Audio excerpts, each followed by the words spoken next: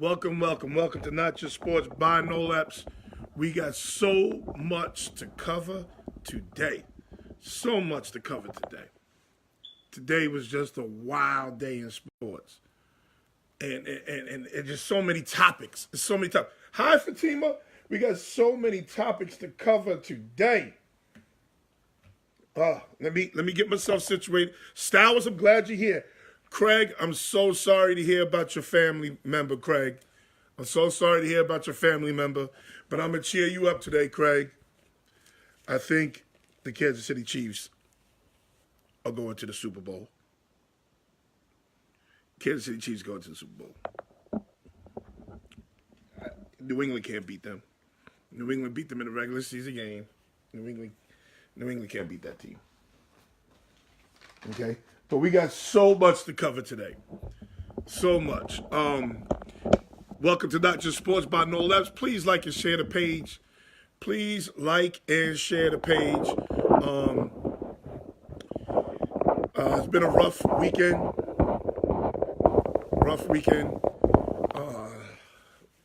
I'm going to dedicate this show to my man Donald Lee Jr. Some of y'all saw him on here. That's my man D. Lee. Loved D. Loved him to death.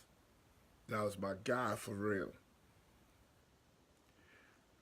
D died of cancer last week. And one thing that D told me that stuck with me was, don't be out here crying for me.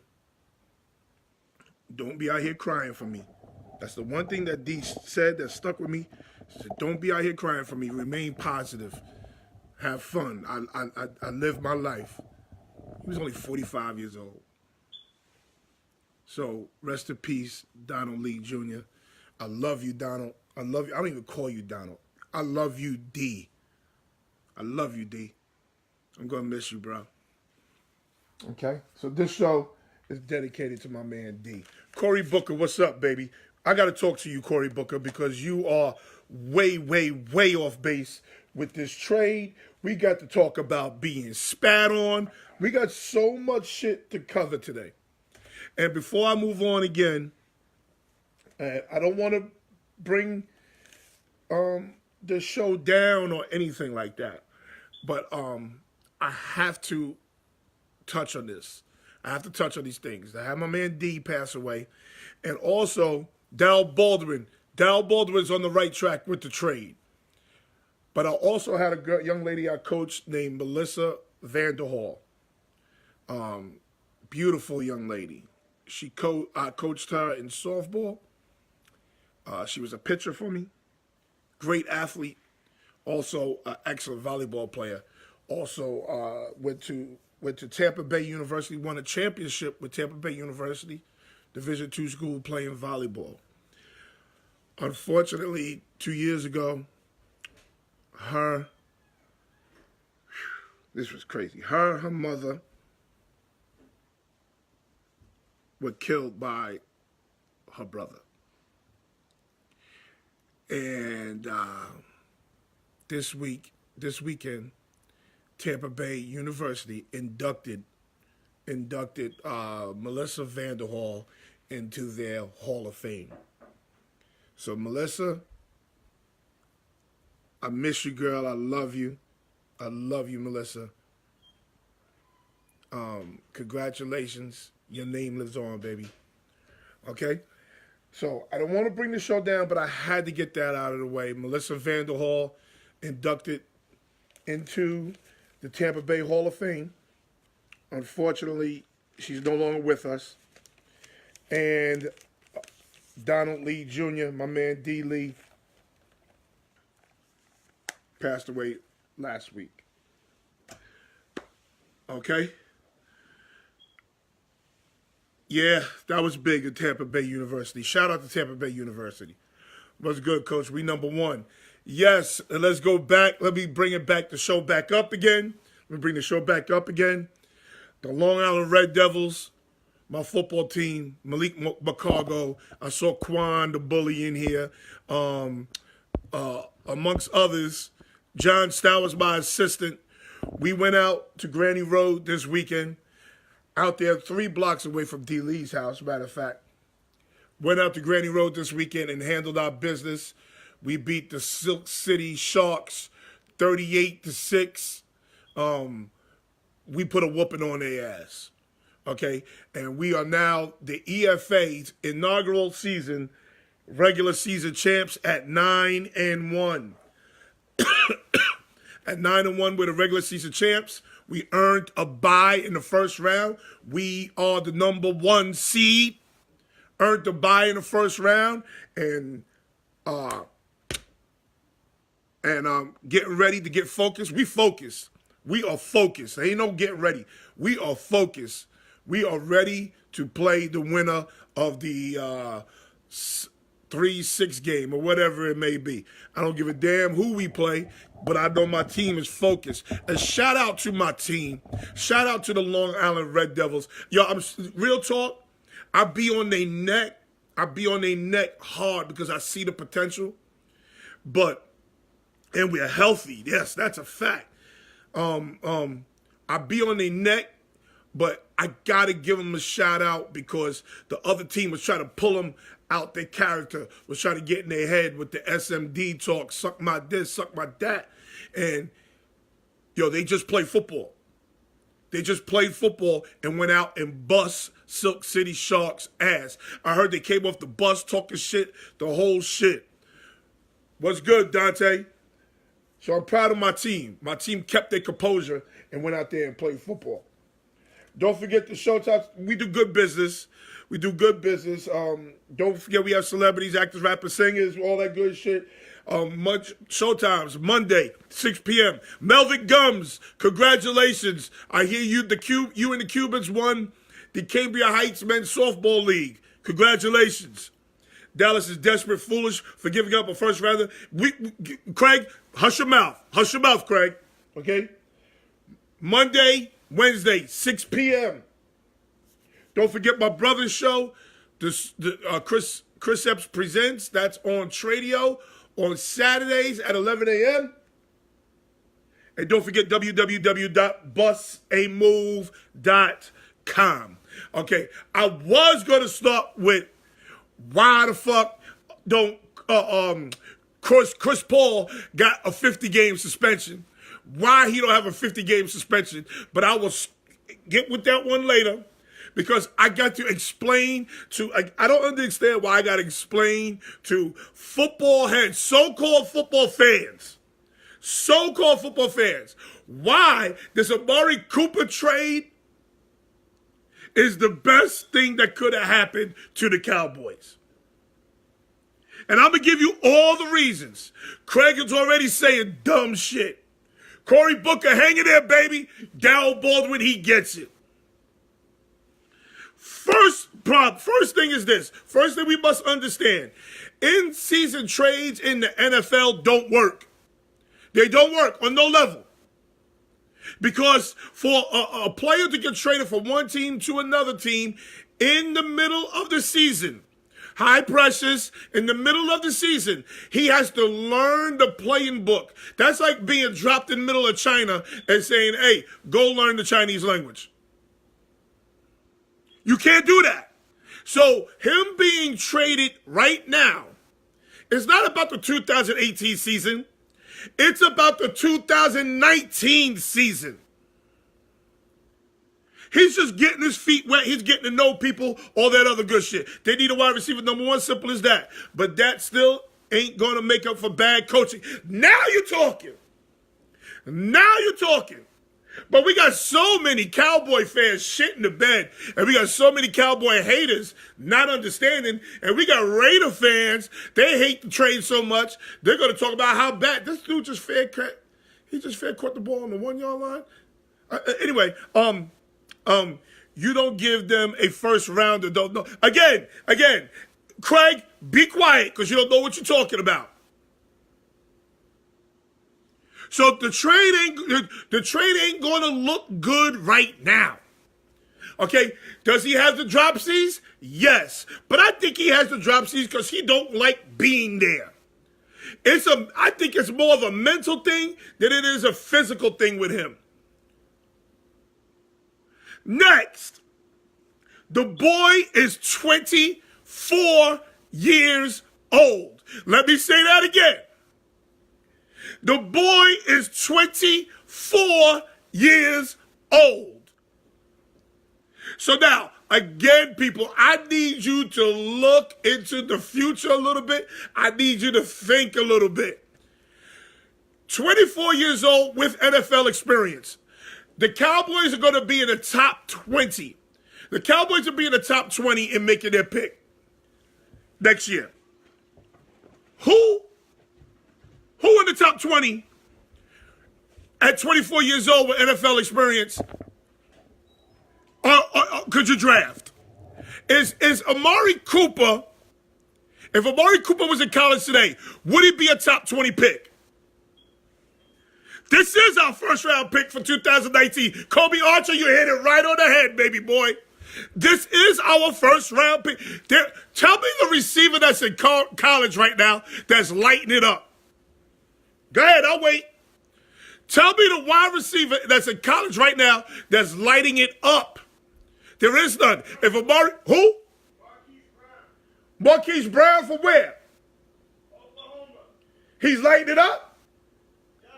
Marquise, okay, my son said Marquise Brown from Oklahoma. If Amari Cooper was in college, would he be better than him? Nolan? No. So Amari Cooper he would not be better than him? No. He would be the number 2 receiver? Huh? If Amari Cooper was in college right now, he'd be number 1 or number 2? Number 2. He'd be number 2. Okay. Whatever. That means that kid is going to go in the top 10. Okay? Right now, the Dallas Cowboys made their 2019 pick by trading for Amari Cooper. They was going to get a wide receiver anyway. Do you look at this Cowboys team? They're set on defense.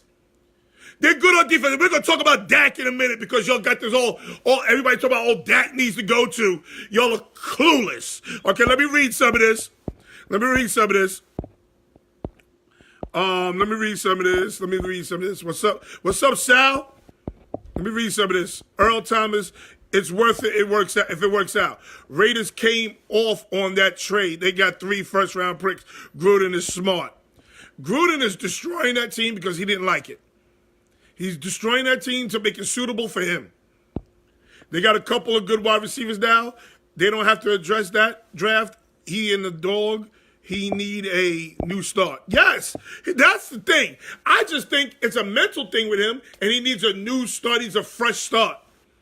Sal, what's up? Kobe Archer hit it right on the goddamn head. This is our 2019 first-round pick. Because if you look at the Cowboys, what would be your first-round pick? Wide receiver. If you look at the Cowboys, your first-round pick would be a wide receiver. Okay, I guess they said this kid Brown from Oklahoma, I guess they're saying, hey, we're not going to be able to get him, but we need a receiver. And the boy's 24 years old. You gave up a number 1 for a boy that's 24 years old. So we'll give up a first rounder for Cooper, but had a problem giving up a second rounder for Earl Thomas. Now, I agree with that. But what's more of a pressing need, Brian Tunsil? What's more of a pressing need? Safety or wide receiver?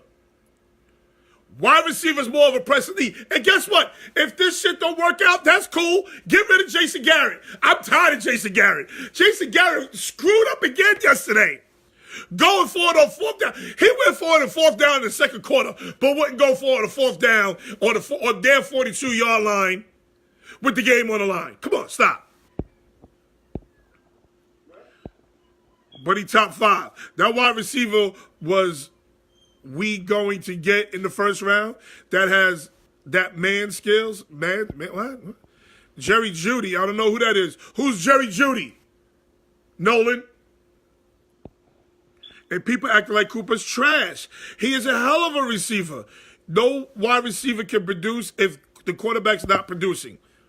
And coach is still learning how the game is played today. Cowboys can't get him. He's top 5. Oh, that receiver's top 5. So the Cowboys can't get Jerry Jeudy from Alabama? Okay. I don't know who Jerry Jeudy is. He's a freshman? If he's a freshman, then he can't get him, Mookie. Is Cooper at 24 better than Dez at 29 years old? Yes. Yes, because let's not act like Dez didn't drop balls. Hi, baby. Hell no. When he gets traded, it's because your value is on the decline. The Cowboys, watch your mouth, Eddie. The Cowboys played themselves once again. How did Cowboys play themselves? Again, Dez got traded because he was making $7 million a year and his play didn't equal to the $7 million a year. That's why Dez got traded. Dez also got traded because the Cowboys were $5 million over the salary cap. They were $5 million over the salary cap. Somebody had to go. Come on, if you're gonna say the story, tell the whole story. Same thing I said. If the Cowboys aren't drafting a QB, then it's worth it. He ain't lighting it up. And okay, here comes Craig. Craig, stop talking fantasy. Because that's what y'all are basing this trade on. Y'all are basing this trade on fantasy picks. Stop talking fantasy. Talk about the season of 2019. Let's talk about that. Because NFL in-season trades don't work. So don't think for 1 second that Amari's going to go out there and light it up this year. He's not going to go out there and light it up. He don't even know the goddamn playbook yet. He gets a 3, if anything, not a 1. Again, Craig, he is 24 years old. And the Cowboys need a number 1 receiver. Dog Nuts is in the building. Set on defense. He will produce in Dallas. He sure will. He sure will. And Dez is better than him right now. No, Dez ain't. No, Dez ain't. Dez is a tight end right now. Dez is a tight end. If Dez would change his position to tight end, then yeah, he's better. Dez ain't better than him. Dez don't even run routes. Dez is probably the worst route runner that I've seen in NFL history. Dez don't even run a route. All Dez want to do is run goes. Keith Brown was good. As long as you realize that Cooper ain't helping this season, y'all still trash. John Stowers, watch your mouth. That's why the big blue dopes, you're going to be off this game by halftime. Hey, Atlanta Housewives, get ready. John Stowers is going to be there. Gruden is antiquated. I'm not that bright. What does antiquated mean, Marie? Old. Oh, okay. Why don't you just say old? That took a whole lot of typing. Rich Anthony was good. Defense wins championships. Hell yeah, the clapper needs to go. Cooper definitely ain't what he used to be. What do you mean what he ain't used to be? He's been in the league 3 years. What do you mean he ain't what he used to be? He's 24. He don't have a used to be. He's coming out of this upcoming draft. He's coming out of this upcoming draft. Who? I heard this kid Judy's a freshman. He can't come out the draft. Ain't no way Cooper's better than Dez. Again. Hold on. Let me take this belt off because it's crushing my goddamn belly is just, I don't know, I get rid of this belly shit. Oh, that's so much better. Ain't no way Cooper's better than Dez. Right now, Cooper is better than Dez. And again, it's about bang for your buck. Darren still thinks he's worth $5 million. He's not worth $5 million. WAP was good. Cooper doesn't command the double team. Oh, yes, he will. Dez doesn't command the double team. Stowers. Dez ain't been double teamed in about 3 years. Stowers. Stop it. Dez got cut, not traded. You know why Dez got cut? Because Dez makes too much money for the production that he does. He's making $7 million. Be honest with yourself. Is Dez worth $7 million for the past 2 years? Dez worth $7 million? Cooper has more upside than Dez for a lower price. That's a fact. Cooper is a reach for a first rounder. No, he's not. He's 24 years old. And the Cowboys are looking for a receiver in a draft that doesn't have many receivers. Go look at the college draft. The college draft is pass rusher heavy. Do the Cowboys need a pass rusher? Do the Cowboys need a pass rusher? No, they need a receiver. So the Cowboys just made their 2019 pick. 2019 pick for the Dallas Cowboys in the first round is Amari Cooper. They just made it. Did they have a deep threat receiver position? He will provide that, yes. Let's be real. Yesterday's game was bad coaching. Oh, we're going to talk about that in a second. It's not fantasy, no. At this point in Cooper's career, nobody but a desperate Cowboy. This guy has no clue. Dez is a tight end. Hella funny, but not true. Dez is a tight end. Dez, okay, what's the difference between Dez and Travis Kelce? Dez is bigger than Kelce. What's the difference? I'm going to tell you the difference. Travis has embraced the fact that he's a tight end, and Dez won't. His first year, he produces good. Yes, still due to injuries. Cooper can help. We've got to get a new voice up in Big D. Cooper is not a true number one wide receiver. Yet, what is he then? When he go to Dallas, he's a number one. I hate when people say true. He's not a true wide receiver. Eminem is not a true white boy. What is it in? What is it in? It would have been justifiable. He's not dropped the ball so much. He's inconsistent. That's okay. He's inconsistent. But I think that has more to do with his surroundings. I'm telling you what your boy Amari Cooper needs. Amari Cooper needs a hug. He needs to be loved. And Jerry Jones is going to hug him. And he's going to, because that's what Jerry Jones do. He hugs him. He's going to love him. And then you're going to see a difference. He's the number one in Dallas. For a team that need a whatever size, $7 million is borderline cheap. Craig, don't you listen? $7 million put the goddamn Cowboys over the cap by $5 million. You don't understand that? Some tell me he's borderline cheap. He was not cheap for the Cowboys. And then he wouldn't accept $5 for the Ravens. The Ravens offered him $5. He wouldn't accept that.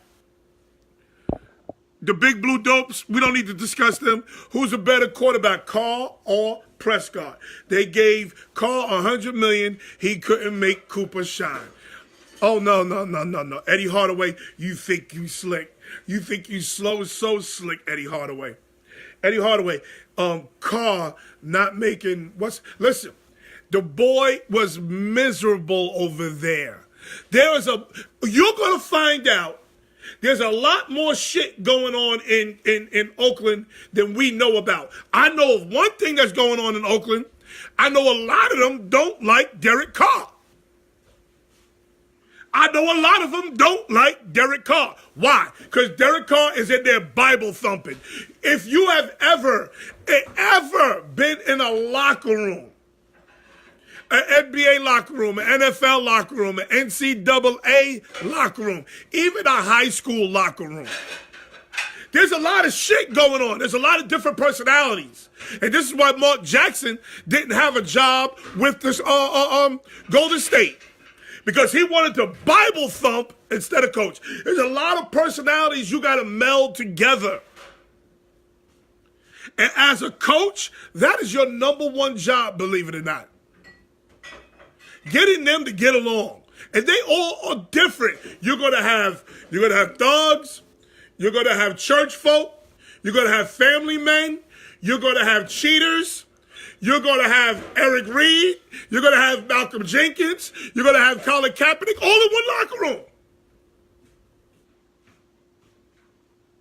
Carr is not a bum. Again, Craig, you're clueless. But let me stay on the Cowboys shit. This is exactly what Dak needs. Now, any of you that are running around here talking about Dak can't play, Dak sucks, Dak is this, Dak is that, you need to put your shit in a nice little bag, throw it over your goddamn shoulder, and get the hell out of here. Because let me explain to you, Dak is carrying this team. Dak in the defense is carrying the Cowboys. Money talks, the front office, what did he say? The money talks, the front office loves Carr. That's the most important love. That's a fact. Oakland is a black hole franchise. Oh, no, Sam. They moving to Las Vegas. Oh, no. You see how quickly the Rams turned around? Moving to Los Angeles? You see how quickly the Rams turned around? They moving to Las Vegas. Oh, no. That's not a black hole. That is a goddamn gold mine, if you ask me. That kept your. Let me explain, Dante, to these silly ass Cowboy fans. Cowboy fans are very much like Yankee fans. They're spoiled. So they say a lot of silly shit. And then I'm gonna explain to this young man Craig about quarterbacks in a second. Let me explain something to you. Your boy Dak in this defense is carrying the Cowboys. They are carrying the Cowboys. Finally, they're using Dak's legs. You tell me the number 1, 2, 3 receiver on the Cowboys. Let's start there. Tell me the number 1, 2, 3 receiver that a third-year quarterback has to throw to on that team. And also, tell me who the Dallas Cowboy tight end is. Go ahead, I'll wait. I'm going to read some of this. Y'all tell me, who's the number 1 receiver in Dallas? Oh, these responses are real slow. Patriots going to win the Super Bowl again? Nope, no, they're not. Because they are not beating Kansas City. Oh, I've changed my mind on Kansas City. Dak is taking the Cowboys, show some respect to second place in the division. Oh, Elliott's looking sluggish. I didn't even get to Elliott, but nobody even named the receiver yet. Okay, you have Allen Hurns. You have Terrence Williams. Terrence Williams was a bum when Dez was there. You have Cole Beasley. You have Gallup. Who the hell are these guys? Who the hell are these guys that a third-year quarterback has to throw to? They have a tight end named Swain. There's nobody to throw to.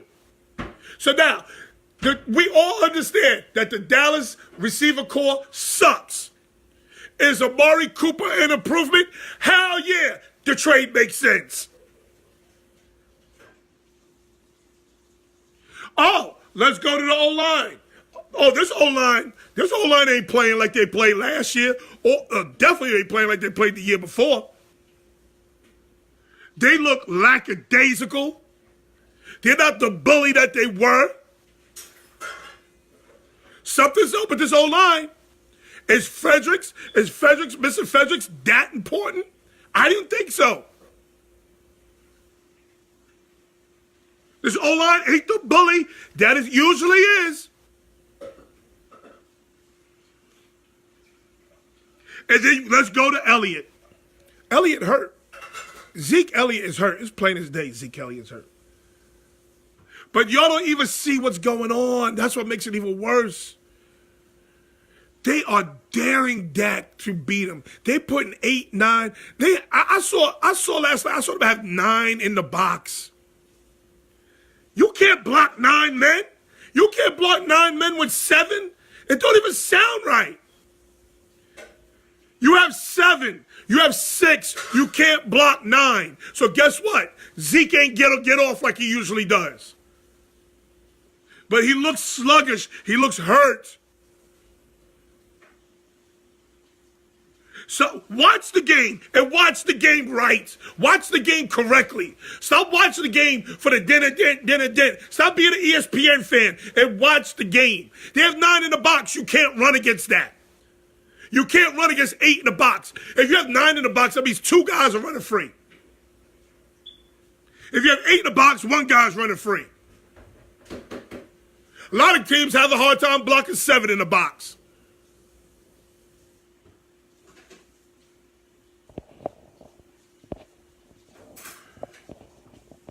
Cowboys' best receiver is Beasley. Terrence Williams is a bum. That's a fact. Beasley. And Beasley's 5'5", 160 pounds. And he's their best receiver. You don't see the problem? You don't see why this Amari Cooper trade is necessary? The boy's 24 years old. He is the Cowboys' first pick. Cowboys fans are spoiled for what? They have been to the NFC Championship. Oh, here we go. Tight end, he is commentating now. The number 1 receiver is Zeke. That's the other number 1 receiver. And that's a problem. And that's a major problem. I don't even know what Jerry Jones was thinking that he could walk into the season without replacing Des Bryant. That was the problem. Gallup is developing. He finally had a decent game this week. Rams Super Bowl champs. Not up to that yet. Allen Burns, a waste of signing. They need to deserve, I don't know what that means, deserve future tight end. Gathers needs to be utilized more. Gallup, he the best they got. Gallup is not the best they got. The best they got is Cole Beasley. So everybody, when you turn around and you say, hey, the Dallas Cowboys got robbed. They took their first round pick and put it in Amari Cooper. Everybody knows, if you watch any bit of football, everybody knows the Dallas Cowboys' first pick had to be a wide receiver.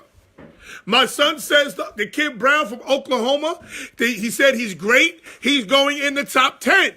So if you can't get a receiver in the top 20, you might as well trade that first pick for him. They was going to trade down anyway.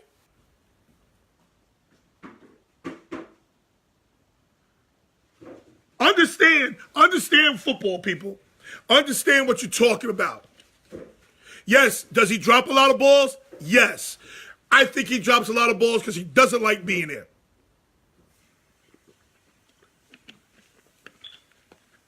He doesn't want to be there. That's why he drops balls. So he needs to change the scenery. I know a lot of athletes like that. Roger Clemens. Oh, he was thinking it up in Boston. He gets traded to Toronto. Roger Clemens becomes Roger Clemens again. Who else? Let's see. Who else? Let's think of a basketball one. Let's see. Give me a basketball guy who needed a change of scenery. Oh, I give you one. J.R. Smith.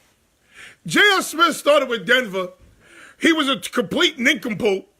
They sent his ass over to China. Oh, he comes back with the Knicks. Plays okay, needs to change the scenery, winds up in Cleveland, gets a championship. Oh. Let's see. Give me a football one now. A football guy who needed a change of scenery. Let's see. Oh, I got one. How about Adrian Peterson? Adrian Peterson, he goes over there to New Orleans. Oh, it just doesn't work. It just doesn't work. He needed a change of scenery. They sent him to Arizona. He has a decent season. Hey, guess what? AP is still in the league. Jason Kidd. Oh, that's a good one. Jason Kidd. They ran a train on Tony Braxton. Him, Jimmy King, Jimmy King? No, not Jimmy King. Jimmy, what's his name? The boy went to Ohio State.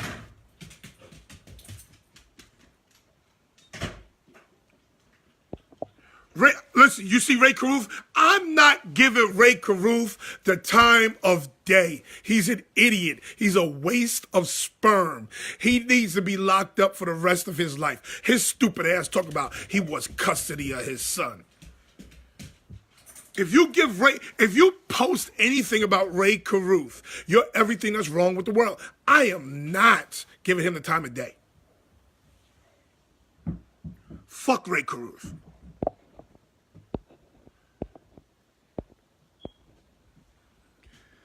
They still won't give Rico Gathers a fair shake. Guys, understand this. If Rico Gathers, guys like that are getting a fair shake, coaches, you're not with them every day. The coach is with them every day. There's something wrong.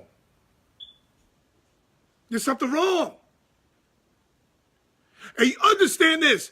Dak is a third round, Dak is in his third year.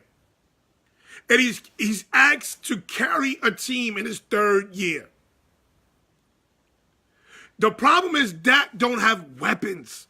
He don't have weapons. How about Goff? Is Goff better than Dak? Is Carson Wentz better than Dak? Or do they have better weapons than Dak?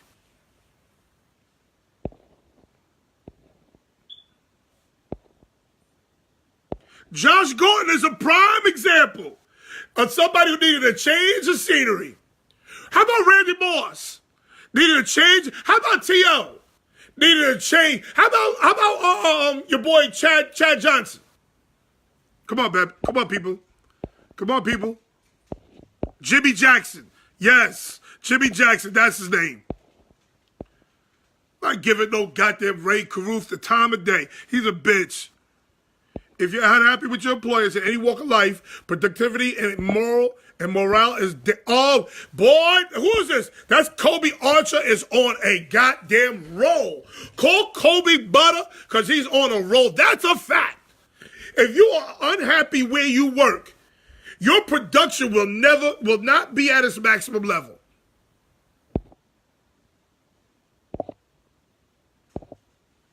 Mashburn was the other one.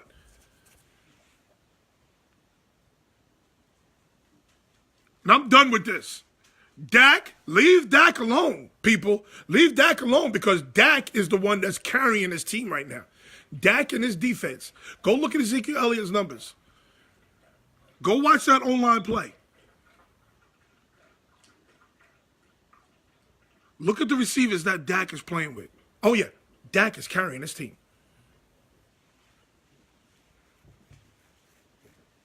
Let's go to the NBA real quick because Gary will be on at 7 o'clock. And we got to talk about this week's games. If I was Chris Paul, they would have had to suspend me for 50 games. 50 games they would have to suspend me for because listen, the lowest, grimiest thing you could do to another man is spit on him. But then when you spit in his face, that takes it to a whole nother level. Now, listen, here's some of the dumbest shit I heard. Oh, he had a mouthpiece in, so it was impossible for him to spit on him. There's mouthpieces that have the top and the bottom piece with a little hole right here so you can breathe. You can spit through that little hole. But see, Chris Paul went for the humiliation thing to put his hand in his face. Oh, no. Oh, no. See, I would have been gouging his eyes out. I would have went the Melo route. Remember when Kevin Garnett told Melo his wife tasted like Honey Nut Cheerios? What did Carmelo do? Carmelo was outside waiting at the goddamn bus. That would have been me. Oh, I'm waiting outside. We got to fight. And I'm telling you, I'm getting arrested. I'm getting arrested. I'm going to be the first NBA player arrested on the fucking floor. LeBron can't do shit to keep me off Rondo's ass. Melo can't do shit. James Harden can't do shit. And we're going to talk about LeBron in a second. Jesus can't keep me off Rondo's ass. And you know Rondo is socially handicapped.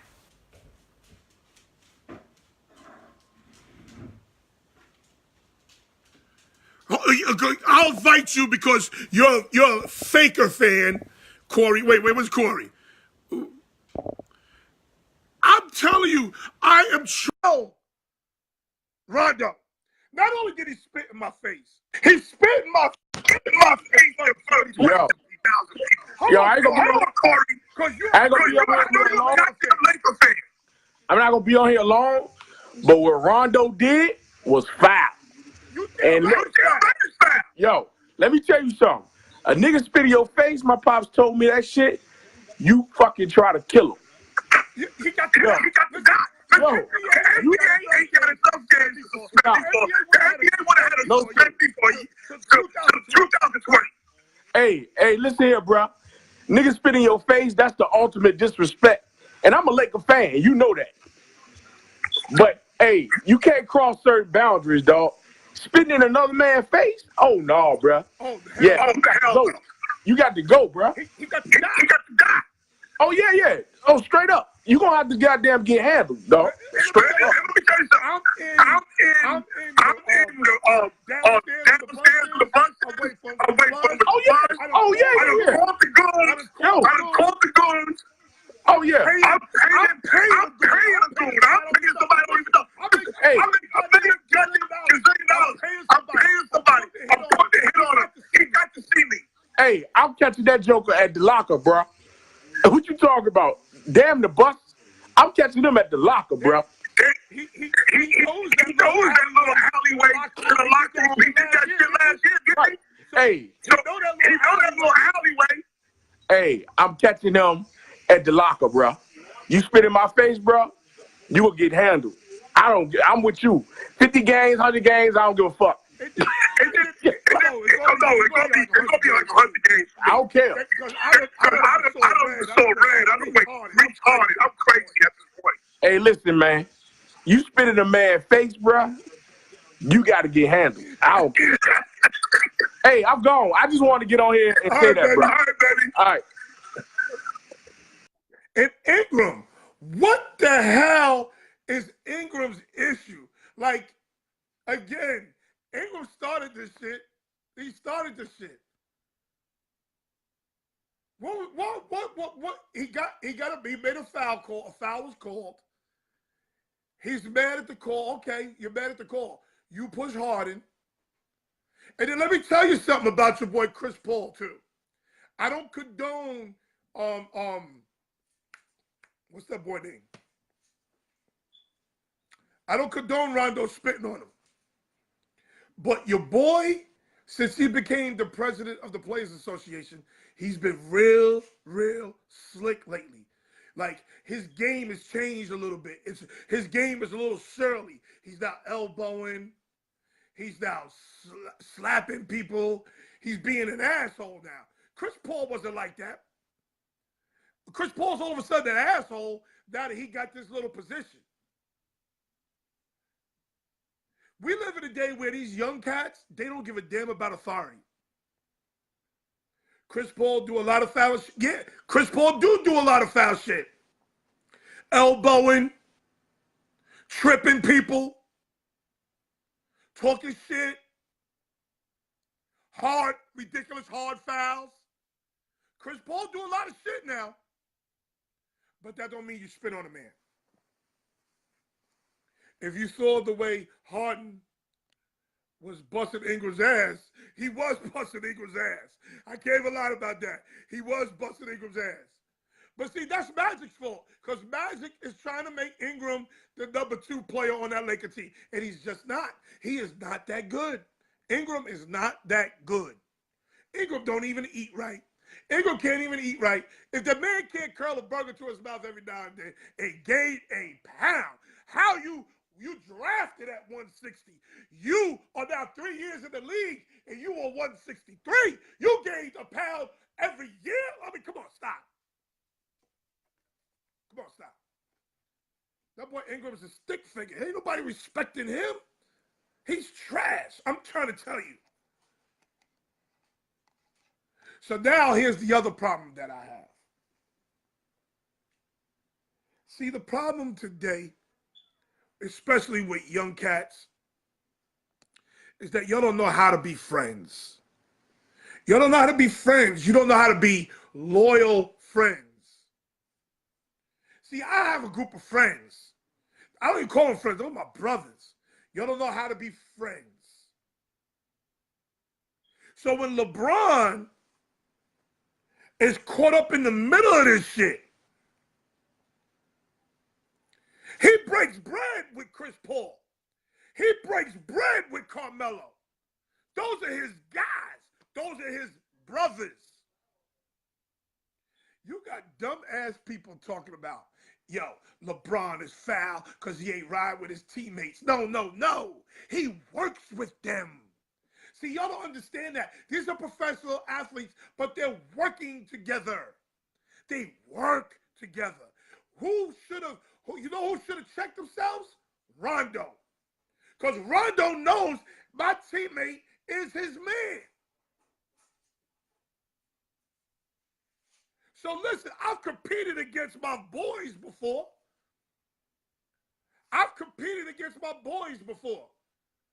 And because they're my boys, because we break bread together, there's nothing that my teammate can do to them to get me to disrespect my brother.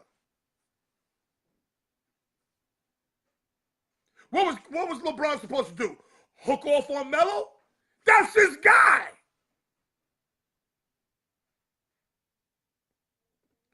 Can I interrupt you for a second? I woke up this morning trying to watch football, miss all of Sunday. Green Bay play. And did they win? I'd rather hear it from you than Google. No, they had a bye week. Green Bay had a bye week. Am I saying that right? I believe Green Bay had a bye week. But as I was saying, so when LeBron walks his man off, that's his man. And then he got to go in the locker room and check Rondo. See, today's man don't know how to be a friend. Everybody's a pissing contest. Who's the toughest? Who talks the most shit? Who can fight? A lot of y'all motherfuckers can't fight.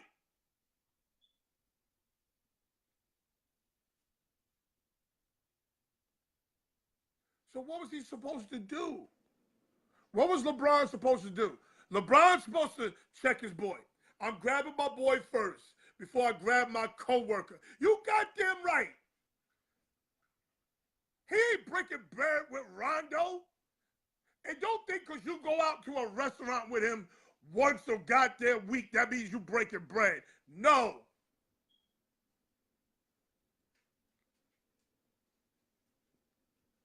Understand the difference between a friend and an associate. Understand the difference. LeBron did the exact right thing. He grabbed his man and he escorted him off the court. He's going to have a conversation with Rondo later. Oh, you best believe he's going to have a conversation with Rondo later. But don't be surprised if, Chris Paul, go to the second door on the right, and LeBron happened to leave that bitch open because he know Rondo in there. Don't be surprised. I don't understand. Next offseason, where the Lakers make a huge leap, but Ball, Lonzo, iffy young players. Listen, listen, trade Ball. Y'all don't see what's happening? This is week 2. This is like your 3rd game. It drives me crazy that y'all call yourselves sports fans and y'all can't see what's about to happen. They're going to trade Ball. They're going to trade Ball. They're going to trade Hart. After this, they might trade Rondo for a shooter. Don't be surprised J.R. Smith being in Los Angeles. Don't be surprised J.R. Smith and I don't know, J.R. Smith and somebody else from there is traded to Cleveland for Lonzo Ball or whoever else. Don't be surprised.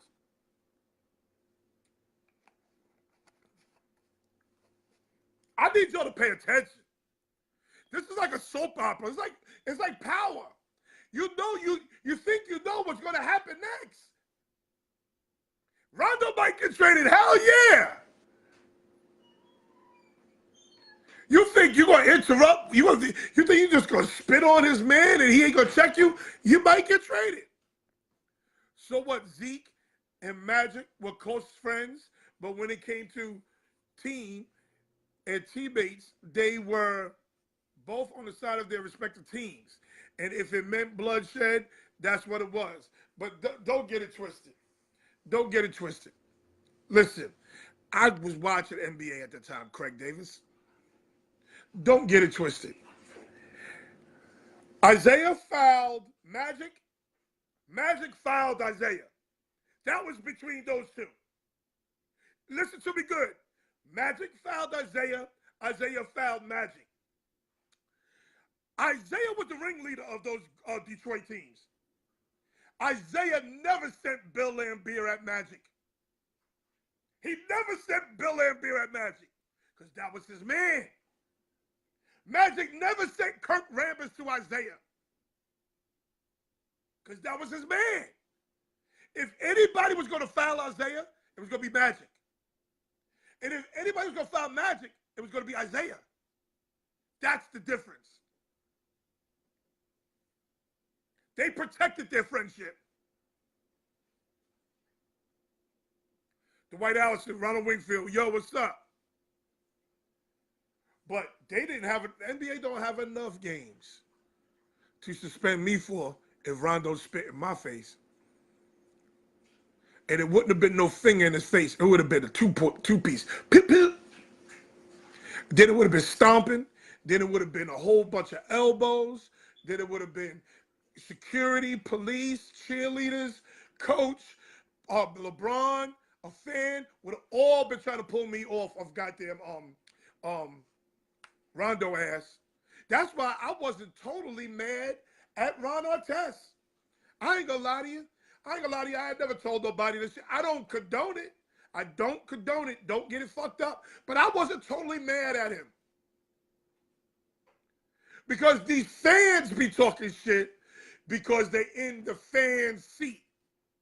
The second that you fuck with a crazy motherfucker and he turn around and he brings all this smoke to the bleachers, oh shit. Listen, Ron Artest was just laying on the scores table. That's all he was doing.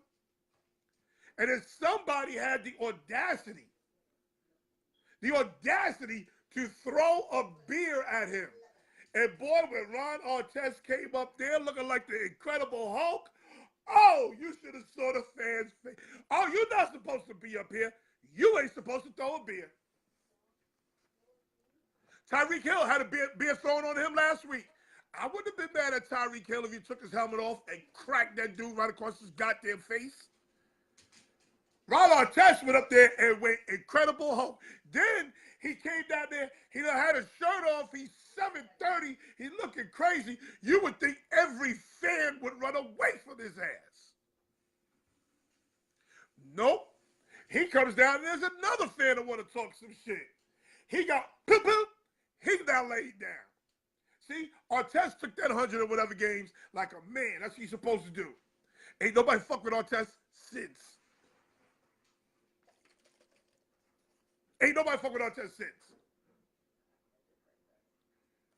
Him and Steven Jackson went up there to handle business. Now they fucked up fucking with that country boy. Artest fucked up fucking with Ben Wallace. I don't know what he was thinking. See, I'm a New York dude.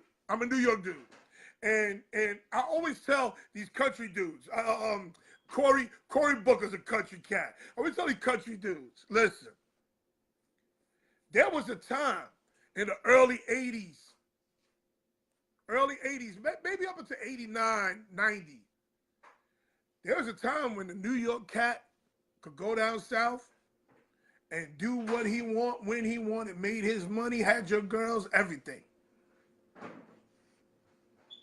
Now these country cats is a little different. These country cats come after New York heads to build their reputation.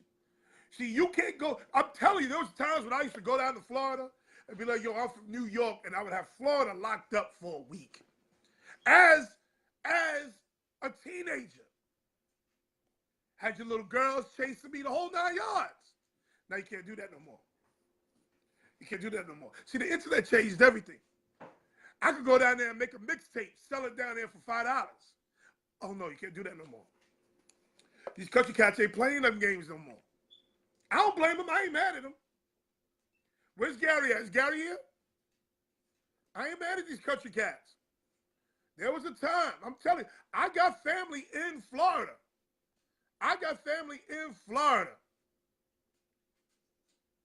They from New York. They full Floridians right now. Can't go to the club no more talking about, yo, I'm from New York.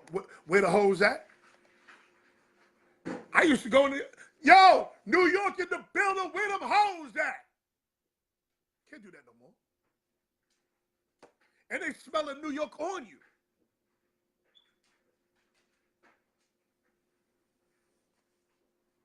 Telling you, listen, man, they didn't have enough. So I don't know what Artest was doing, thinking, oh, I'm from Queens, I'm going to here fuck with this Ben Wallace boy. Oh, no. That goddamn Ben Wallace is different. That's a different type of animal. I don't know why he even thought for 1 second that he go fuck with Ben Wallace. He didn't see the film. Ben Wallace was throwing grown men around a long time during that period.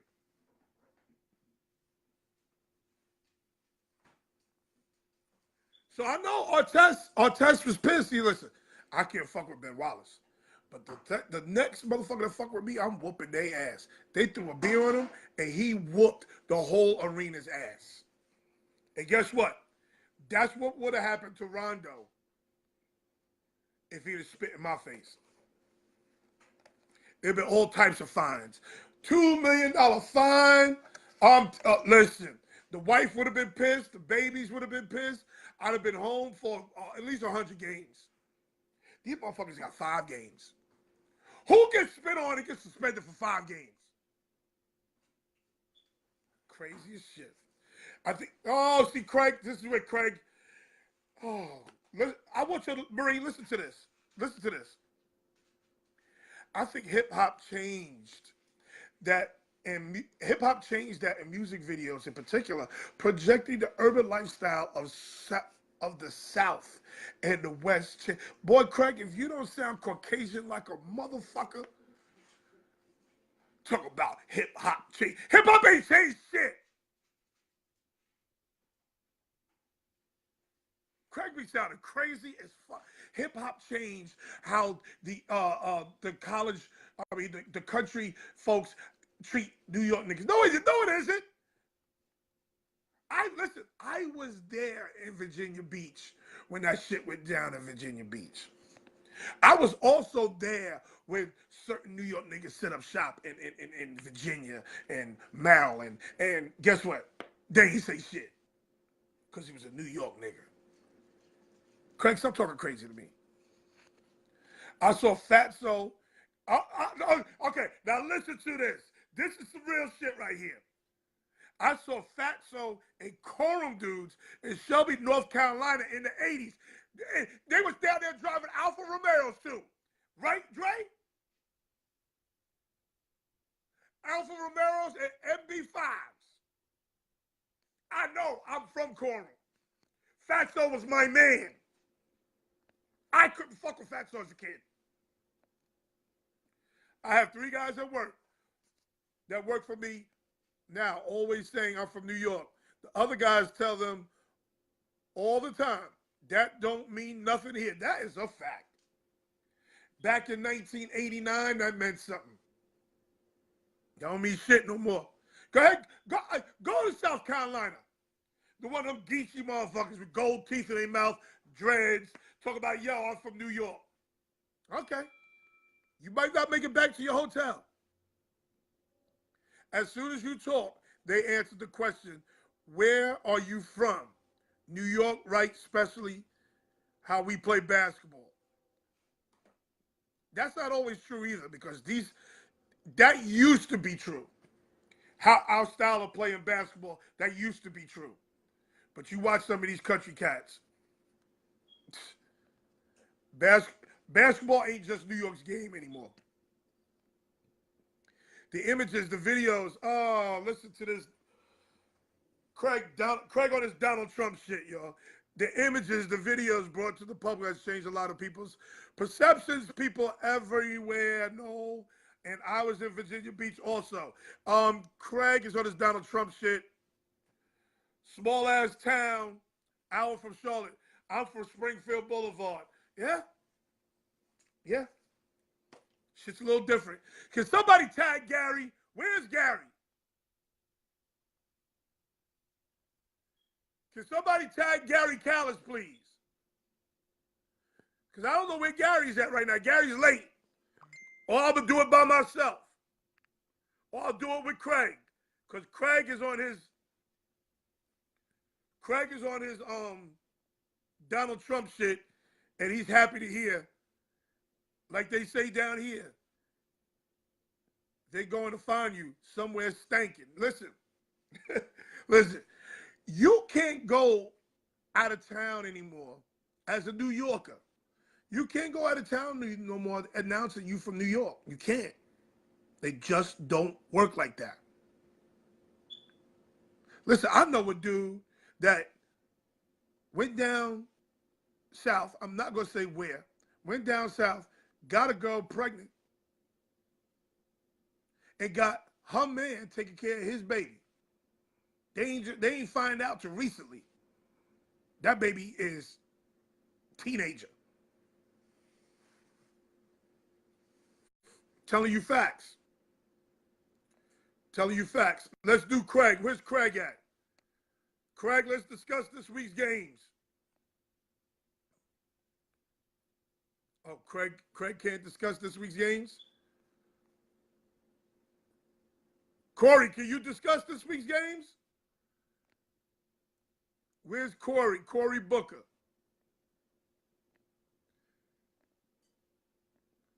Small ass town, hour away from Charlotte. I'm from Springfield. LOL, do not keep my name in your mouth when you talk about Trump. No, you acting like Trump. When you talk about, oh, it's the music and the music videos that have, oh, look. Marshawn Lynch is now on the IR for a groin.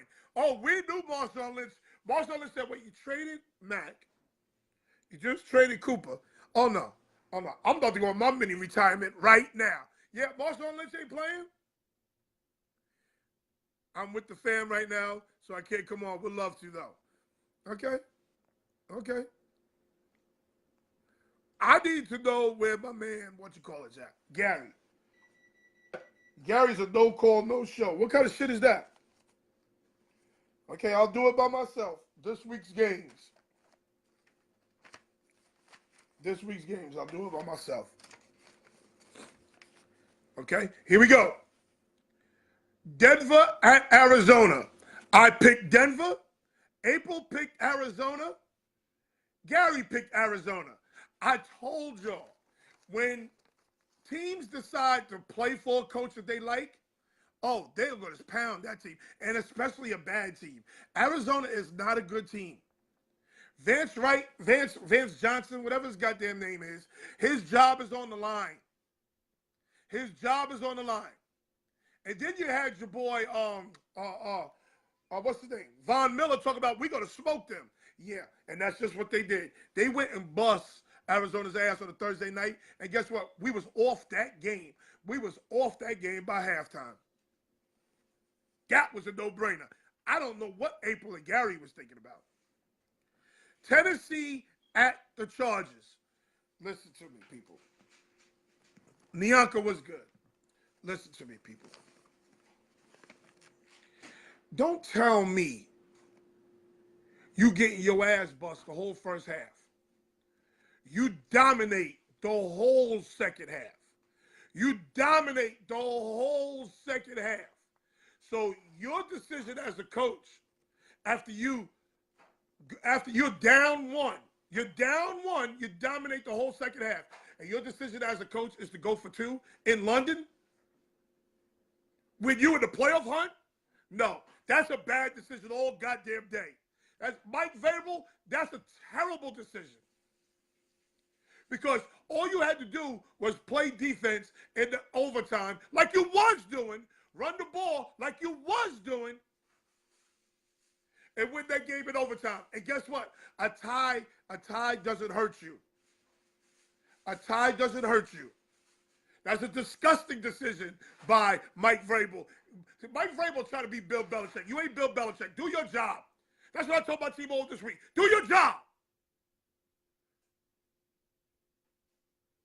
Mariota's your quarterback, please.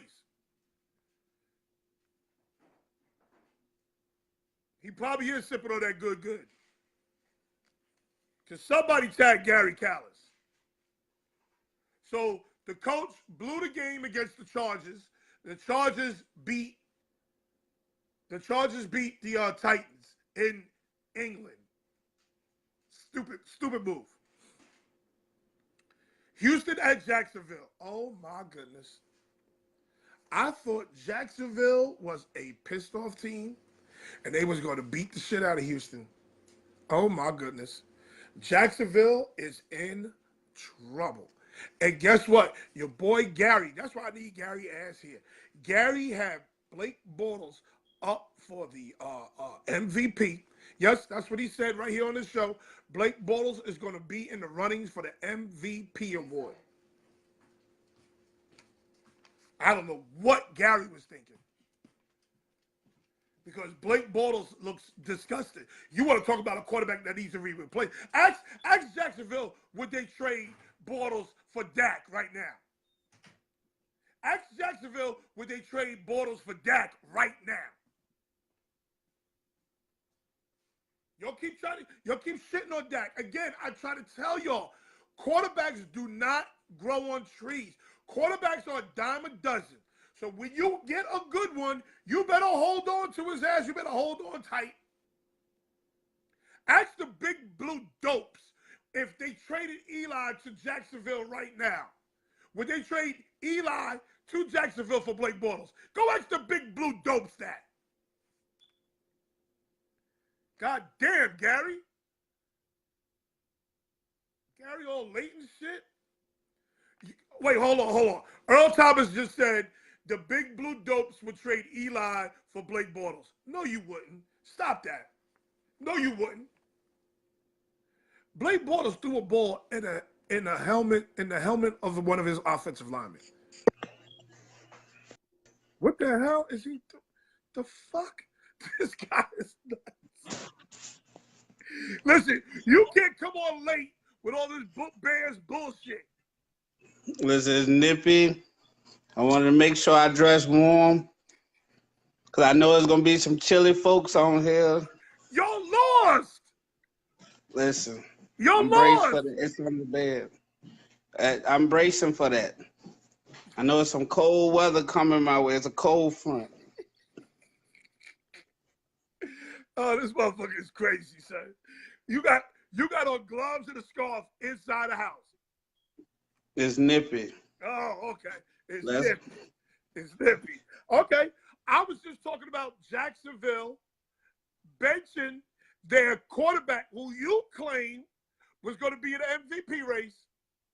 Well, he's a scapegoat right now. How is he a There's a lot scapegoat? more problems than Blake Bortles at this moment. It's a lot more problems than Blake Bortles. Oh, They don't have a real number one.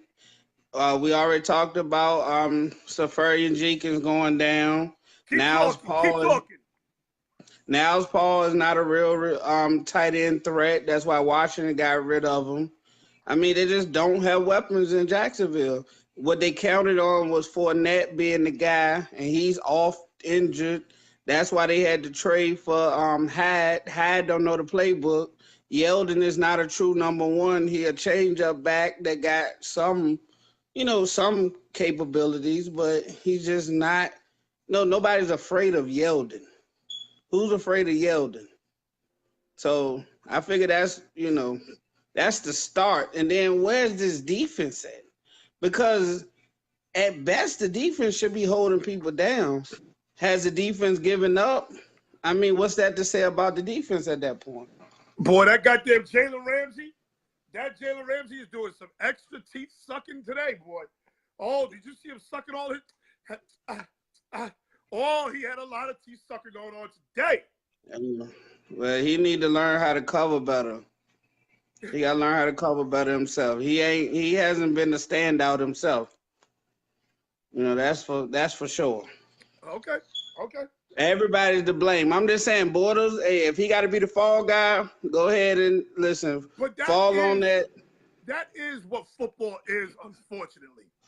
Yeah. The quarterback is going to get too much credit and too much blame all the time. Right. And I'm sure he's like, okay, he gave his best shot. He's ready to move on. New city, new coaching staff somewhere. He'll be okay. Listen, if Sam Bradford get 15 chances, goddamn it, Blake Bortles should get at least another chance. Oh, yeah. Oh, yeah. Because that boy, y'all know what's going on in our locker room. Y'all know. Yeah. Oh, man. He's just doing too much. Hey, man, listen, the culture is changing, man. The world is different. Cleveland at Tampa Bay takes Tampa Bay to overtime. Cleveland has played 4 overtime games. Listen, almost what they said. What is the saying? I'm all backwards. Almost is only good at horseshoes. Right, almost. We listen. You got a sloppy situation over there as well. But they got some things that they can work on that they building. So we discussed this. This has been the theme. They're gonna play teams hard, but they're gonna find ways to lose. I mean, that's just what it is. They might be doing it on purpose. No, they're not doing it on purpose. They trying. Listen, I'm not good with losing. But I'm impressed with Cleveland. Right. Because they were down in that game. Well, they feisted. They definitely feisted. They make plays. That defense is big. I mean, they gonna give up plays, but they're gonna play hard as well. Like I like Jabril Peppers. I didn't think he was gonna be a good player, NFL player. Jabril Peppers is such a ridiculous athlete. Of course, he's gonna be a good player. He's a ridiculous athlete. Listen, I missed that one, man. I just like maybe it was the Michigan thing. I don't know. He just. I didn't think he was gonna be good. Like I thought he didn't have a real position. I thought he was gonna go down the linebacker or something, but he's really pretty good. He is. They got a lot of good talent over there. A lot of good talent. Carolina goes into Philly, down 17 going into the 4th, gets 21 unanswered points and beats Philly. Philly is done. You think so? Done. Stick a fork in them. Okay. Stick a fork in them. I mean, my thing with Philly is that I think they misplayed their hand early. They wasn't prepared enough for the competition like that they should have. They should have known everybody was gonna come give them their best this year. And they didn't prepare for it, especially since they knew the guy had, not only was he going to miss 4 games, but a few games, he still had to get back acclimated to playing the position at a high level. So it looks like he's starting to gel a little bit. He made some great throws, but it just they don't have that extra that they had last year to pull things out. They're not Here's making enough plays. here's where I thought that the oh, by the way, what's the sponsor? What's the sponsor, by the way? Well, we're rolling with the High Life. The Miller High Life. Miller High Life today. Get ready to Listen. pee a lot. Hey, listen, we've been pissing away our season so far, man. Why not? I thought I was gonna be bougie for like I tried that bouginess for 2 when I was 3-2. What was it? 3-2? About 3-2? I felt bougie. I felt good. No, we're 3-1. Lost our last 2 games. I just said, look, man, I'm going back to the malt. I need help over here. Hey, know where Philadelphia screwed up? Philadelphia screwed up in the offseason. They didn't need Michael Bennett. They needed a defensive back. And they needed another defensive back. Right. They didn't need Michael Bennett.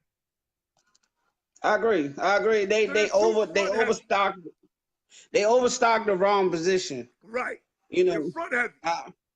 Maybe could have got a better solid all around back that could have got behind a Jai. Maybe could have got another playmaker. How about taking a shot with Richard Sherman? Yeah, that's a good point. That's a good one. Take a shot I would have with liked Richard that. Sherman. Yeah, I would have liked that one. That he would fit too. He'd have been a good. He's a good nobody he's not making the plays that he should make or he once made, but he's a good locker room presence for that Niners team. Good locker room presence, and if you scheme around him, for instance, don't put him in one-on-one situations no more. Right. Put him in zone coverage. He's smart. Right. The dude is a football player. Right. Extremely intelligent football player. Yeah. Do you think he has those that ability to make the Rod Woodson type leap to safety? No. Okay. Too lanky. Play safety? I would say no because he's. Let's do this in today's game, maybe.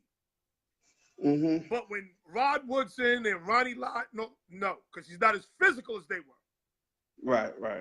You know I can see that. I mean, I think that's why they haven't tried it, but I was just wondering if you think he could. Okay, so now, we didn't touch on this earlier.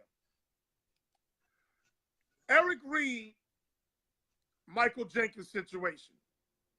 That's the name, Michael Jenkins? Yeah, that's the name, Malcolm Jenkins. Okay, when I saw this shit, I was like, go ahead, Eric Reed, do your shit. Jump in his ass.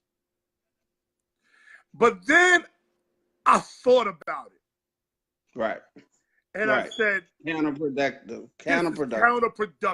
How y'all fighting for the same cause? Right. It's like Malcolm X, Martin Luther King. Fighting.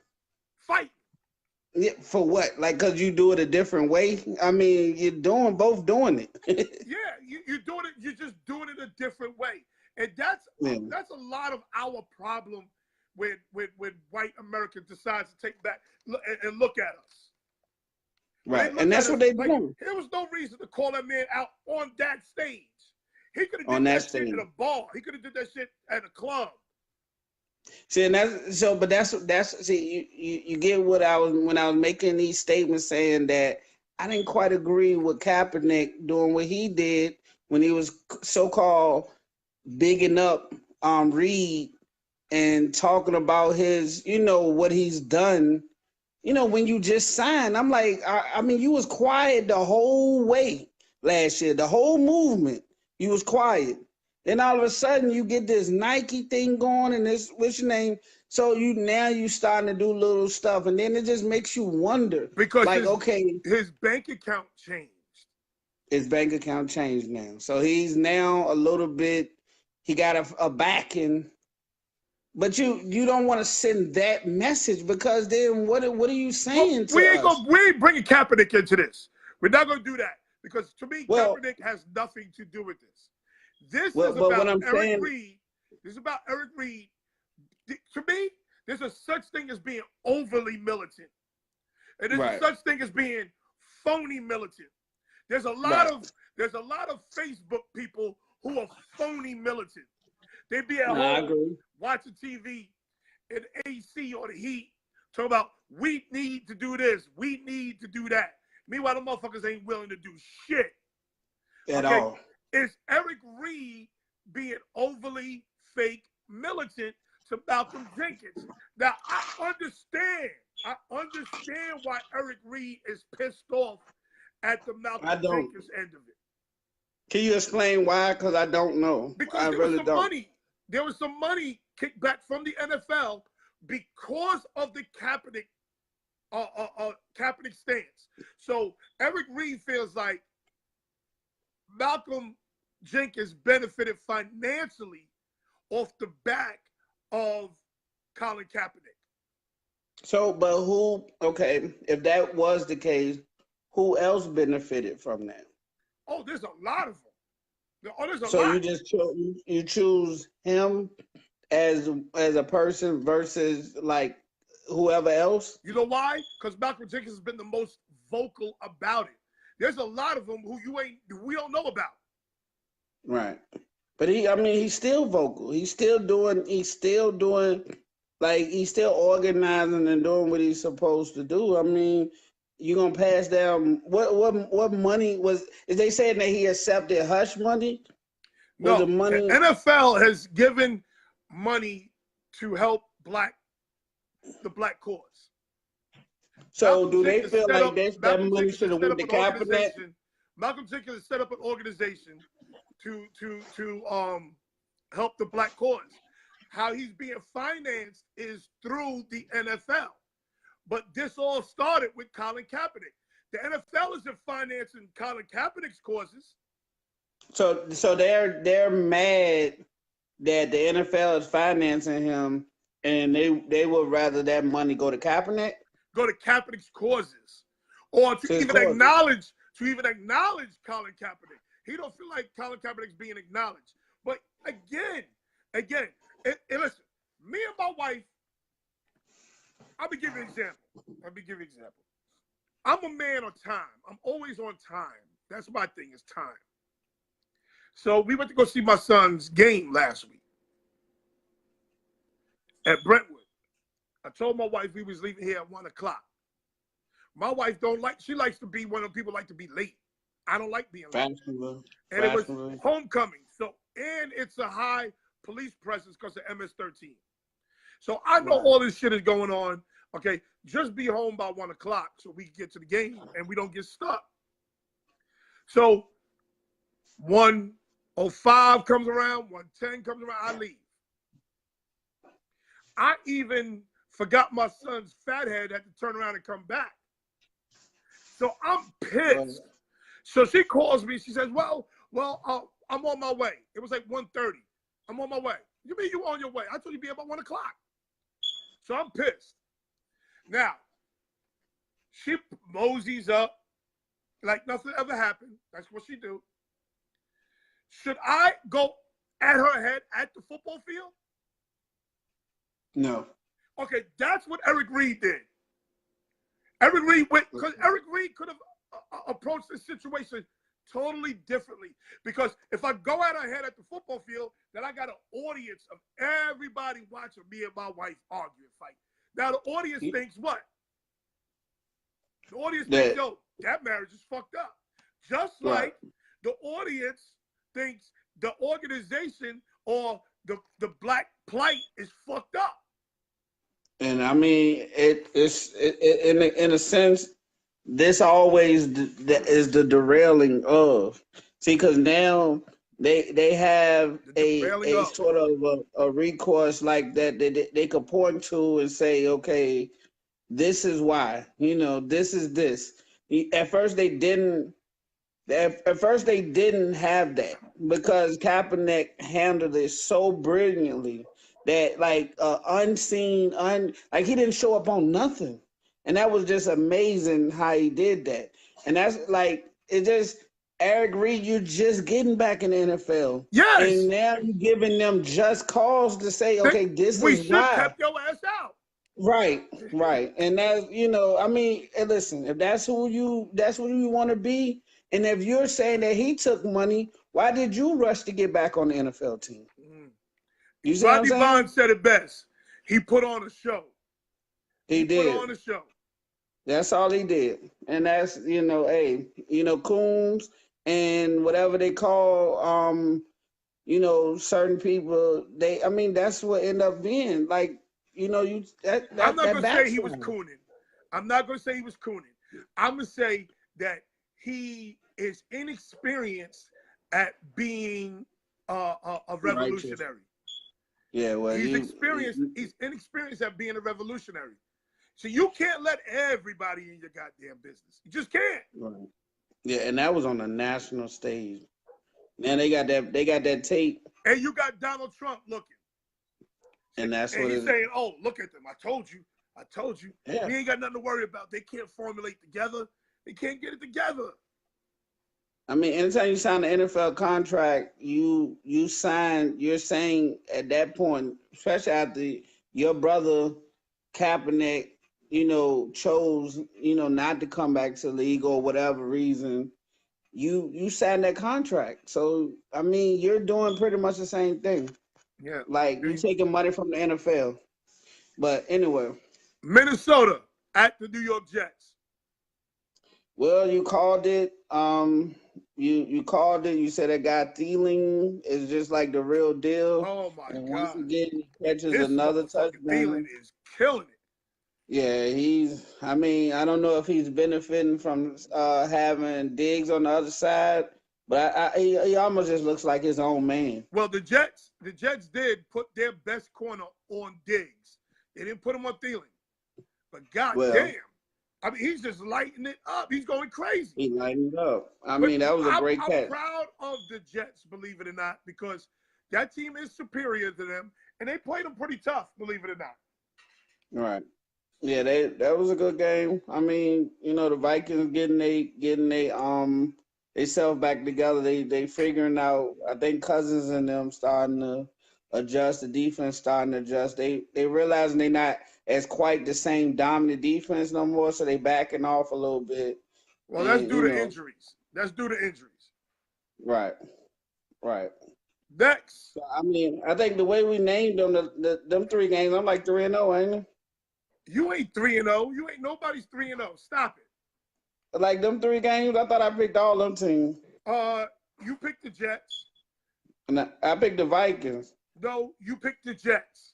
Oh, so I lost. Okay, going with your heart, man. I thought I went away from that. Okay, listen. New England at Chicago. Talk to me. And don't give me no moral victory bullshit. Talk to me. No, I mean, like, here's what I see what I don't understand. All right, Khalil Mack is hurt, right? Floyd is hurt. I'm not understanding, like, when did we decide to not attack no more? Like y'all went to prevent offense. Right. It's like we allow the guy to dictate to us. Like, the only person I've ever seen, you ain't gonna like this, the only person I ever seen kind of attack this guy the right way is the Giants. Like, they come up the middle with pressure. I mean, he has to run like a 6 flat at this point in his career. Like, he's not fast. So why are you looping around to sack him? Why not come at him? Now, here's another thing I noticed. That team has some good blocking too. They take pride in executing on offense. They block. If you're going to beat that team, if you are going to beat that here when you say blocking, we all know the O-line got to block. Right. But they had bad block. They got their receivers go out there and block their asses off too. But on that screen game, to beat that team, you have to beat them on defense. Trubisky ran all over the field. They look so slow chasing Trubisky. Yeah. Because they are slow. They are a slow defense. You're not going to sit here and just run the ball between the tackles against them consistently. No. You have to make them chase you around. Yeah, they got 2 guys on that middle of that defense that is strong, and they're gonna lay on them line. You can't let them just sit there and dictate to you on defense. because they suck on defense. Right. Yeah, and I think you know, what we did personally was we let them dictate I let them dictate on us from their offense. And then like you said on defense, when they was on defense, I don't think we attacked them right. We didn't attack them enough. I think we kind of like, you know, we just I don't know, man. We're growing. I mean, it's another loss. I'm upset by it. Special teams killed us. I mean, I'm Yeah, ready to move on. you're I coming don't got nothing to crashing. say about You're it. coming crashing back down to earth, just like I knew you would. All right, well, I'm gonna let you talk slick because you know We gonna that's let me just talk how it works. slick. I mean, cause somebody I know crashing down the earth too, but Oh we no, ain't no, no. gonna what you mean. We spoke about that. You a little late. We spoke about that, All right, but we will talk about it again. okay. Well, I'm gonna let you have your moment. Y'all right? Indianapolis. Hold on, Buffalo at Indianapolis.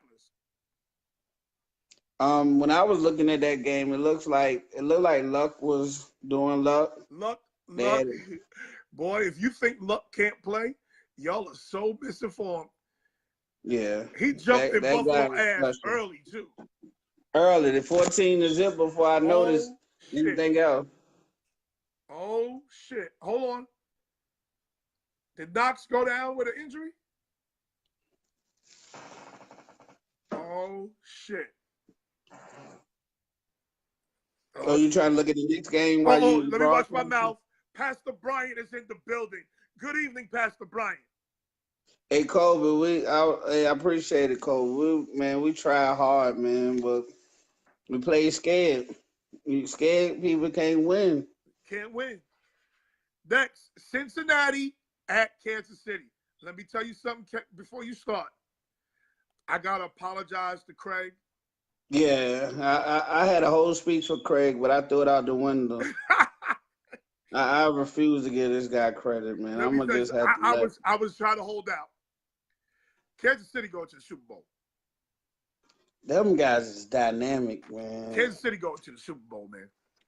They dynamic. Maybe you misunderstood that defense. Maybe that defense plays when they want to play. But No, their offense is so great. no. What they do is they go up early 2-3 scores on you. So Yeah, now attack. that they up early 2-3 scores on you, they've told their defense, all you got to do is defend the pass. They ain't running the damn Right. ball. Mixon Right. was a Make them non-factor. one-dimensional. Mixon was a Yeah. non-factor. Did Yeah. you see Hunt's run when he breaks the 2 tackles, leaps over the dude? Oh my God. Oh my God. He's Then special. this boy Mahomes looked like he's in gym class and he's the biggest, best kid in the gym class. Like he got a bunch of nerds running around him. He's the biggest, best kid in the gym class. He looks ridiculous. Tyreek Hill, can somebody cover him? Can somebody cover Tyreek Hill? You know, there was a lot of people talking about the guy Willie Jackson, Willie Jackson, whoever. hell. Don't tell me shit about Willie Jackson. Exactly. That goddamn Hill. He was a no-show. Oh my God. Let me ask you a question. This is too much. I mean, is this the old Kansas City though, where they start fast and you know? I don't know, man.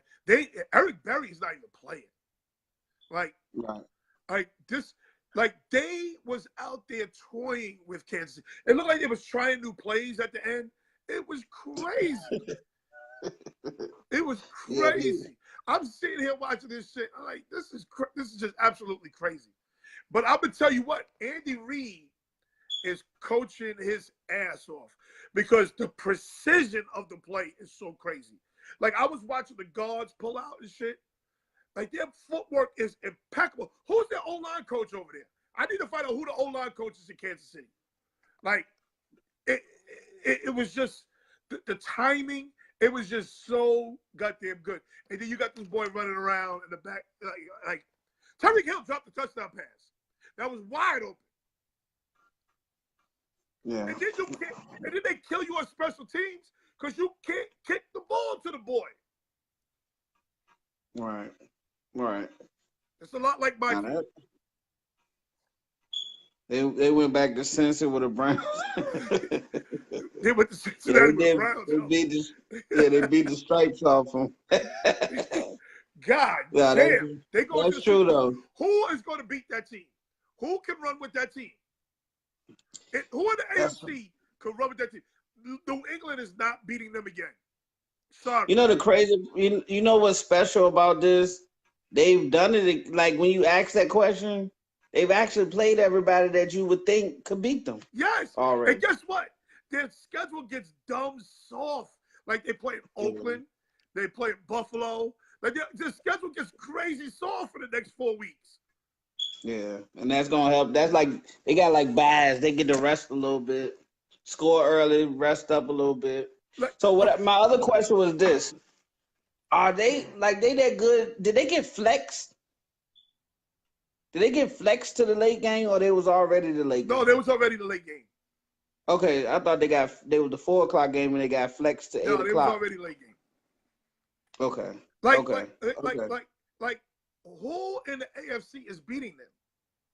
I thought Cincinnati had what it took, but like Cincinnati might as well went out there and hold up them 0-1 pads.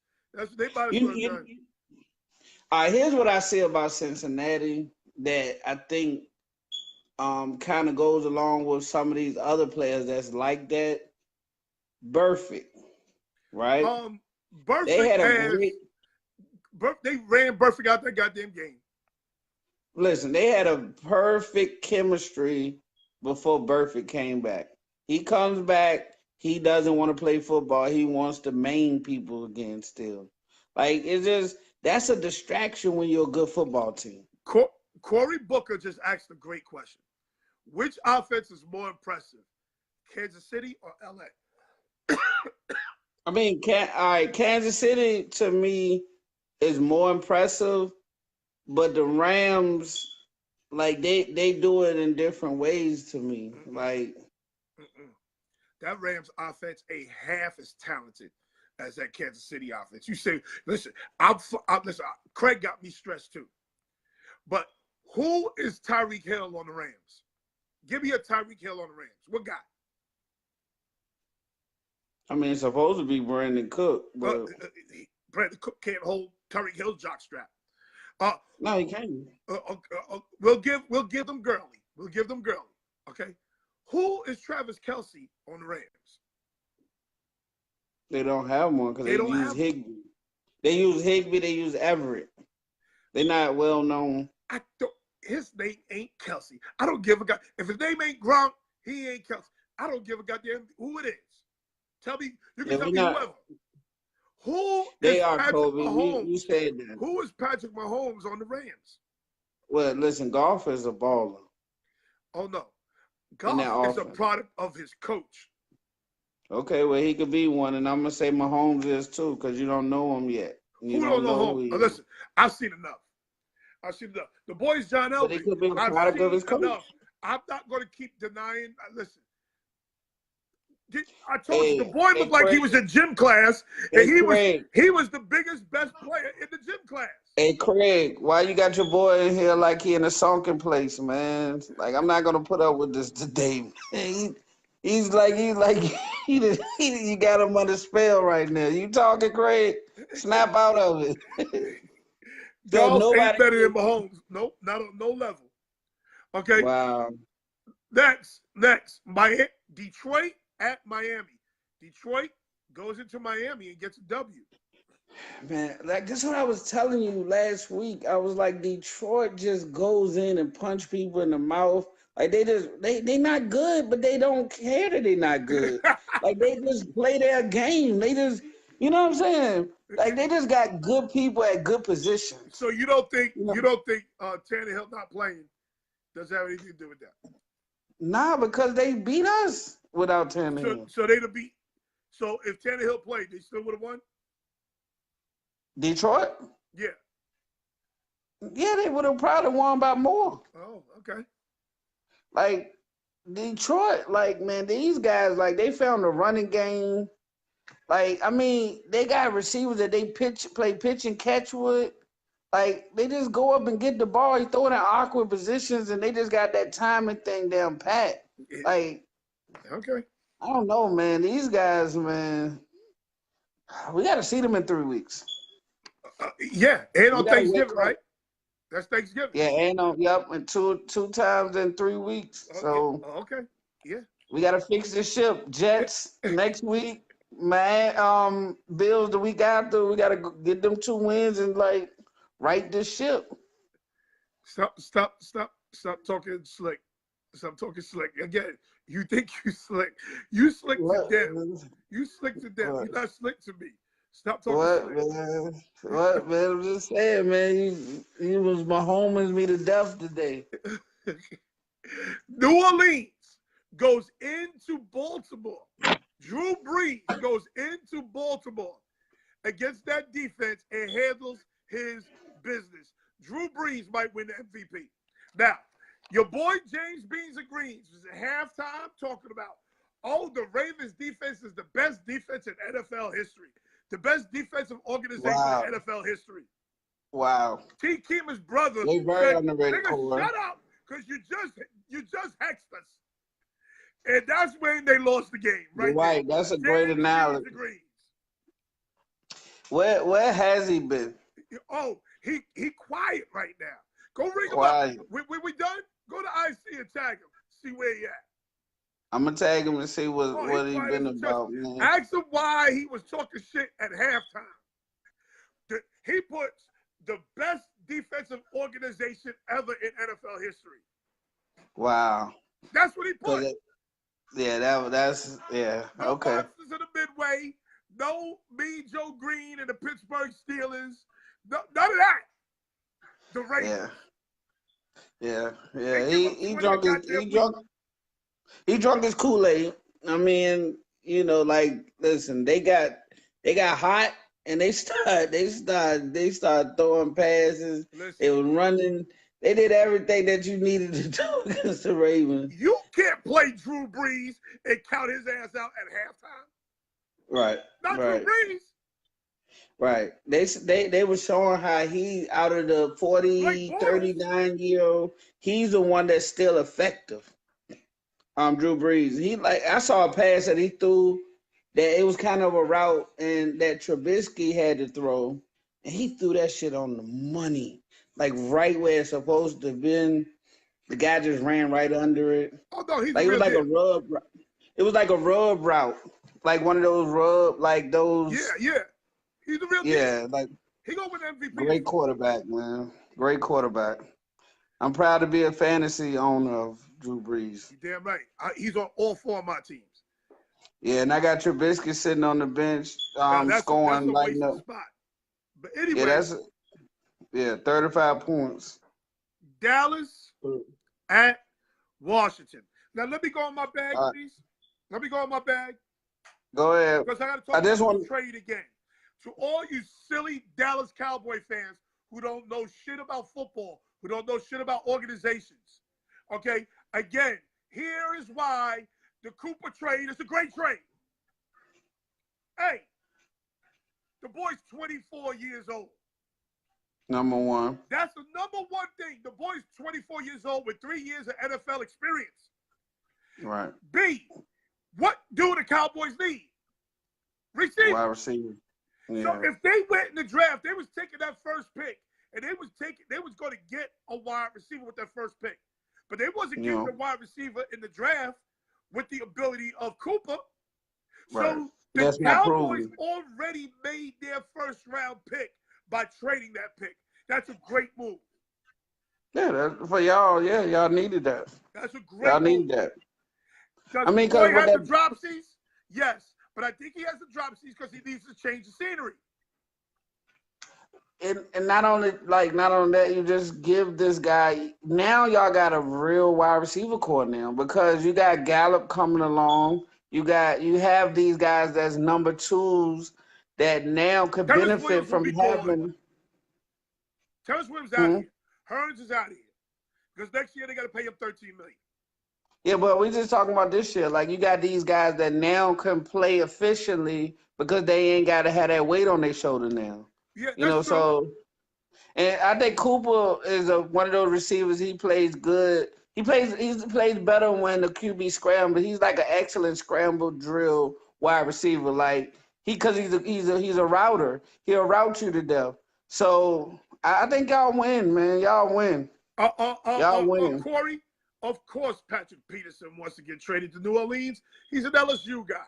Of course he wants to go there. That makes all the sense in the world. Kobe, I'm just telling you, man, he's gonna like that's a great move, man. That's a great move for y'all because he's the perfect mobile quarterback wide receiver. I promise you're gonna see a lot of rerouting. But like that's I don't think NFL trades work. Mid-season NFL trades work. Listen, it wouldn't. And let me tell you why. Bad trade in the Let me tell you why you're wrong. And I don't mean to disagree with you on your own team, but let me tell you this: you're wrong because y'all got a simplistic offense anyway. It ain't like y'all running goddamn very you ain't lying precise. about that. You know what I'm saying? Y'all running like we basic. Still running Emmitt Smith's offense. Yeah, so he's gonna pick that up quick because he's already a good route runner. Like all he got to know is where to run the route at, on what side, and he's gonna run that route. Easier said than done. And then I need all the Dallas Cowboy fans. If you're a real Cowboy fan, leave Dak the fuck alone. Dak is carrying that team. Dak in that defense is carrying that team. Yeah. Because Dak that has O-line ain't doing shit, and your boy Zeke ain't doing shit. Dak has shown that he is worth his money. Whatever money he's gonna get, he stepped out of the shadows these last few weeks. Let me tell you something. Know when people went crazy? Because I remember the exact point when they went crazy. On the 2-yard line, he's scrambling for his life because they ain't blocking shit, and he fumbled the ball on the goal line. But he was concussed by that point, right? No, he wasn't concussed. He didn't get a concussion. He wasn't concussed that hit. Don't say that shit. Oh, well, listen, I'm listening to Romo. Okay, so, you can Romo's wrong. Because Romo is still concussed. So you can't believe everything Romo said. So now. You love Romo. Don't try to treat Romo. I do love Romo. But Romo, a great commentator, man. All right, so now listen. At that point in time, they down 10 with 8 minutes left in the game. 10 with 8 minutes left in the game. That boy dragged them right back to put them in overtime.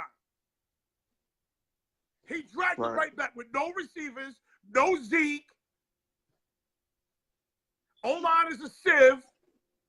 He brought them right back. Now, the referees did your boy dirty because everybody in the NFL moves that goddamn ball all over them. Every long snapper, center, moves that ball all over the goddamn place. They do it all the time. Who makes that call at that point in the game? Yeah, that's been the NFL this year. Inconsistent calls, bad calls at the wrong times, man. We experienced it. 49ers experienced it on Monday night. They could easily have let that Sherman, because it's not like he twisted his body when he grabbed him. It's like the receiver still ran through the route. I'm not talking about that. I'm talking about. Well, we're just talking about bad calls. That's all. Oh, okay. So yeah, you was right. Like you don't call that picking up the ball and knocking them back 5 yards. Like I didn't like that call, but this has been the NFL this year. Maybe they tighten it up, they get better. We ain't seen a lot of those calls they was calling on the quarterbacks early. That's very true. And they didn't make that call when Dak got smacked on the sideline. Now, leave Dak Prescott alone because we could be playing with Blake Bortles people. We could be playing with Josh Rosen. Josh Rosen is good. You saw Rosen against Denver? Yeah, but they jumped out on him. You got them right. You can't jump out on Dak. Dak is balling his ass off. Okay. Cooper needs the right direction with the right quarterback. Dak is a good fit. That's a fact. I'm proud of y'all, man. Y'all. I don't know if we inspired y'all to make a bold move, but you got to make a bold move. You cannot sit and wait till the end of the season to make a move. Okay. You got to show your fans that you want to win. So now let's talk about the Raiders end of this. The I Raiders got love it. 3 picks. Can I speak on this? Yes, please. All right, let me have this one. Okay. All right, guys. Here's what happens. When you have a team that has as many holes as them and as old as they were, Yes. you have to first get under the cap Yes. as much as you can. Yes. The best way to get under the cap is to get rookies and those Stockpile picks. 5-year stockpile picks, get those 5-year contracts where they locked in Yes. that basic money, put them all over the field, get those good picks. Now they're gonna be good picks. Yes. They're gonna be a lot of talent, but they ain't gonna get paid until the 6th year. They That's got, gonna and they going to Vegas in 2. So they can in be 2. right by year 3. They're gonna be right by then. All right, so that's number 1. Number 2, you bring in new coachable players that hasn't been worn down by the NFL. Like you want Marshawn Lynch already said, I'm on IR. right. So you don't need those type of players when you're trying to create a new culture. You need guys that, when they come in, the coach is the boss. The coach, Yes. they yes sir, no sir, they're eager, they're enthusiastic. That's when the culture gets created. These old veterans that did live their life. Yes. The Raiders used to be that. They're not going to be that. They're not going to go to Raiders to steal money and eat no more. No. And that's what Gruden said. And the people who say that car sucks and car's overrated, you are clueless also. But go ahead. You clueless. No, because what's going to happen is they're going to build that lineup properly. They're going to get talent at the receiver. They're going to get talent on defense. They're going to get it all over the place. They're going to get it on defense.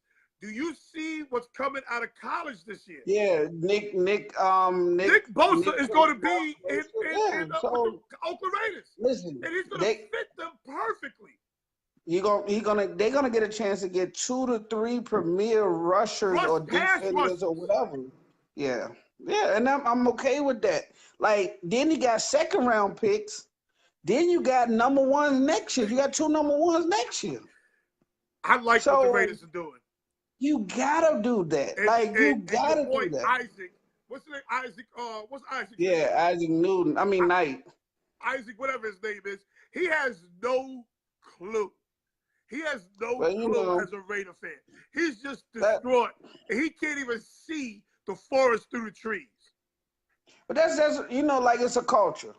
Like some of us are optimistic. Some of us are glass half full. Some of us is glass half empty. Like some of us we have that in us. But like again, that is us. You got to think about this the proper way because you are right in what you're saying. If you have Carr signed to a big deal, then you signed Khalil Mack to a big deal. You just screwed up that organization for years. Because you got 2 players you got signed there in premium big deals that you can't get out of. You can't get out of them. You can't. Even if they get hurt, you still got to pay them for years. This is why trading Khalil Mack for the Raiders was a very, very forward-thinking move. Right. And he knew if anybody was going to be able to take backlash, it's going to be him. Corey, Isaac wasn't – don't let Isaac fool you. Isaac wasn't good with this in the beginning of the year. Isaac was the main one talking about Gruden's dumbass needs to go.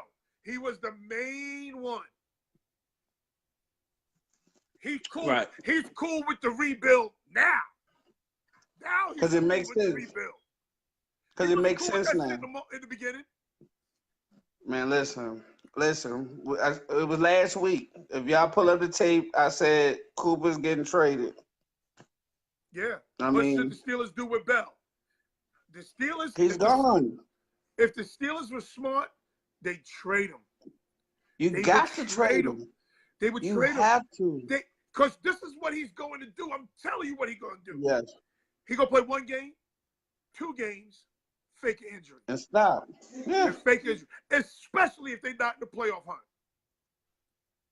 Listen. If they get knocked out of the playoffs, Bell's gonna say, "Why the fuck am I risking getting hurt?" He just saw what happened to Earl Thomas. Do you even need him at this point? Not because he's not great or he's not good. I mean, I'm just talking about the type of attitude he bringing to the team. Like, he's not there for the long run. Let's not fake this love thing. Yes. Let's move on. Yes. Let's move on. Let's get a pick or something for him. Plus, Big Ben is talking real greasy. Big Ben talking real greasy. He's #1 in the league in passing. He can. Big Ben said, "Listen, are we gonna put James Conner on the bench when he come back?" Right. I don't think that's a good idea. Right. It's not.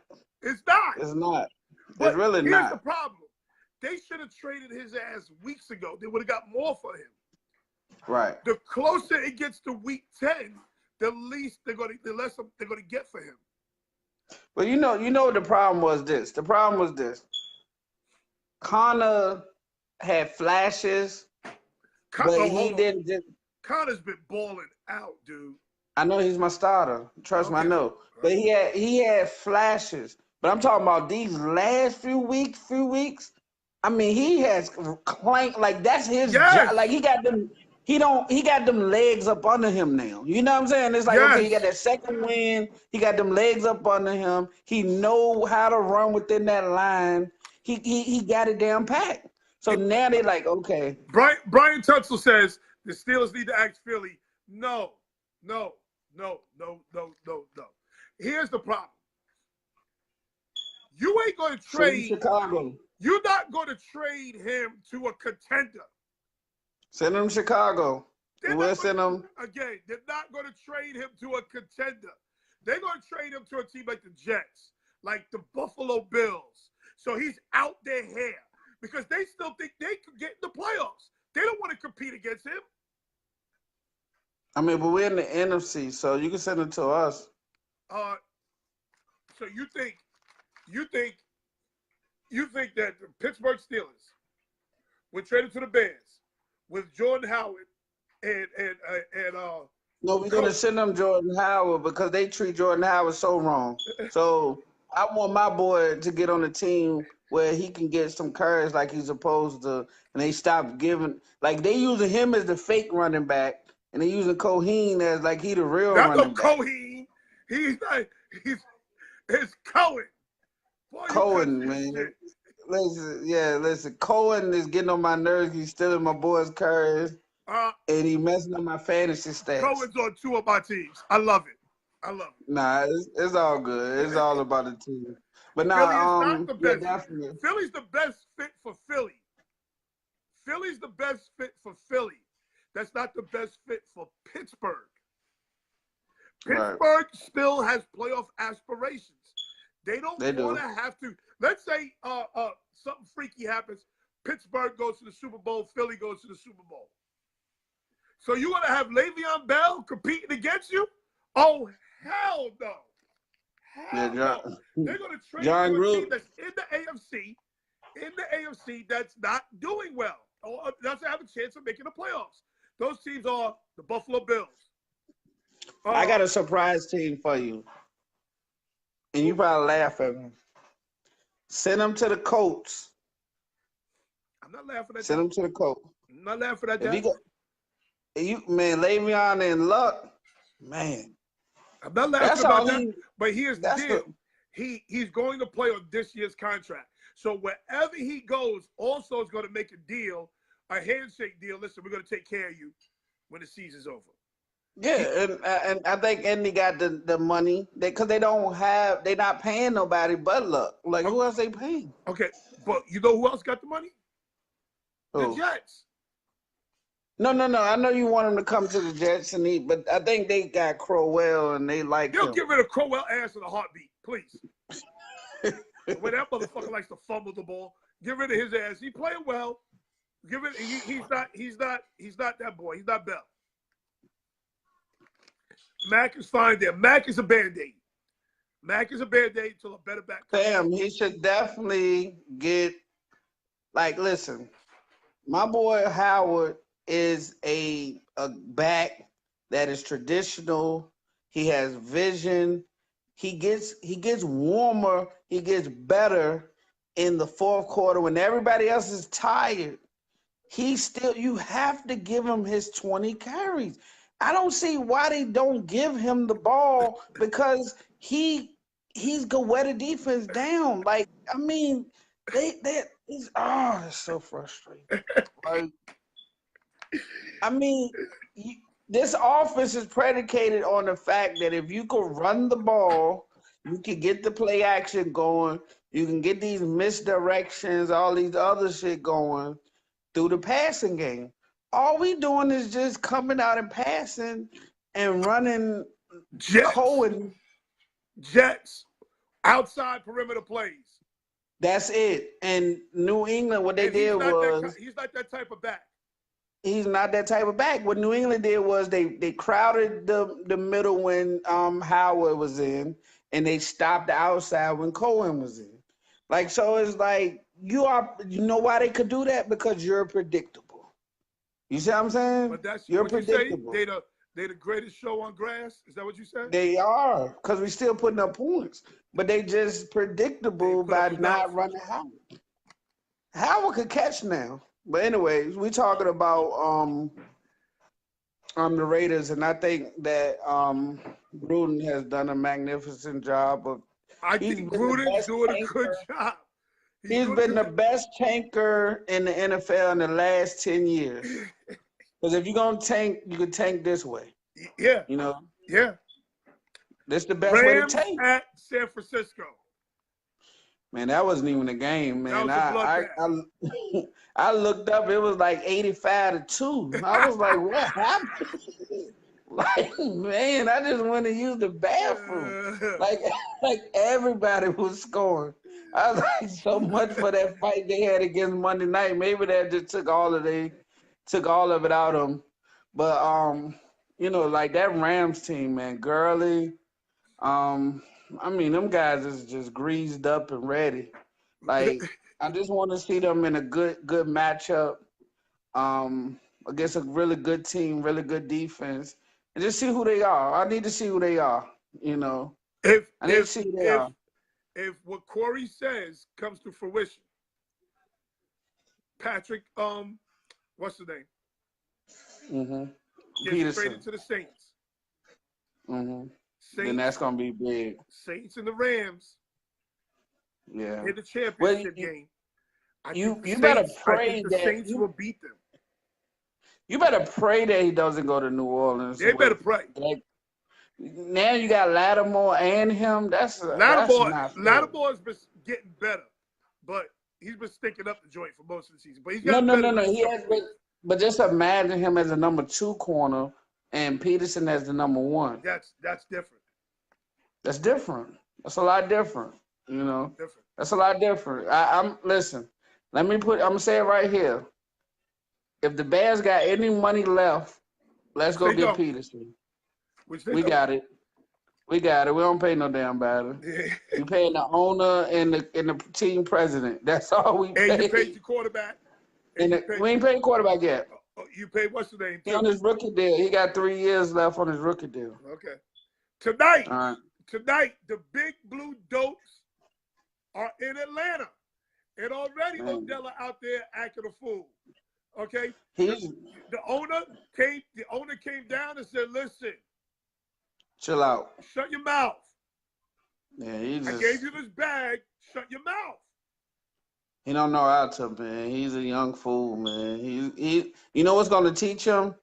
When they show him that money it evaporates in air. You know, it's just a figure on a piece of paper, because they will have you followed, and they will show you how to get rid of that money because you broke several different rules. So please chill out. The Big Blue Dopes need to make it their business to trade this guy as soon as the season's over. Yeah, if that season ends February 1st, they need to trade his ass February 2nd. Let your shit go.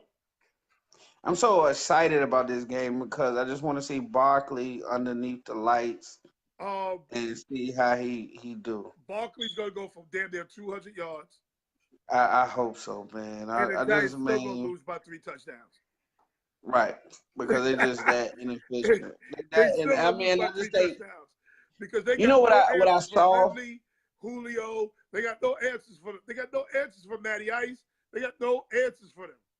I've been trying to ride them, man. Them drinks just get me hyped up, man. Cause Shake my head. If the Falcons blow it, we need to just focus on next year. The Falcons focus on next year right but let's now. think about this. All right, Julio is top 2, top 3 receiving yards in the league and can't get in the end zone. Can't That's get in the end amazing. zone. Like, that's amazing. Can't get in the end zone.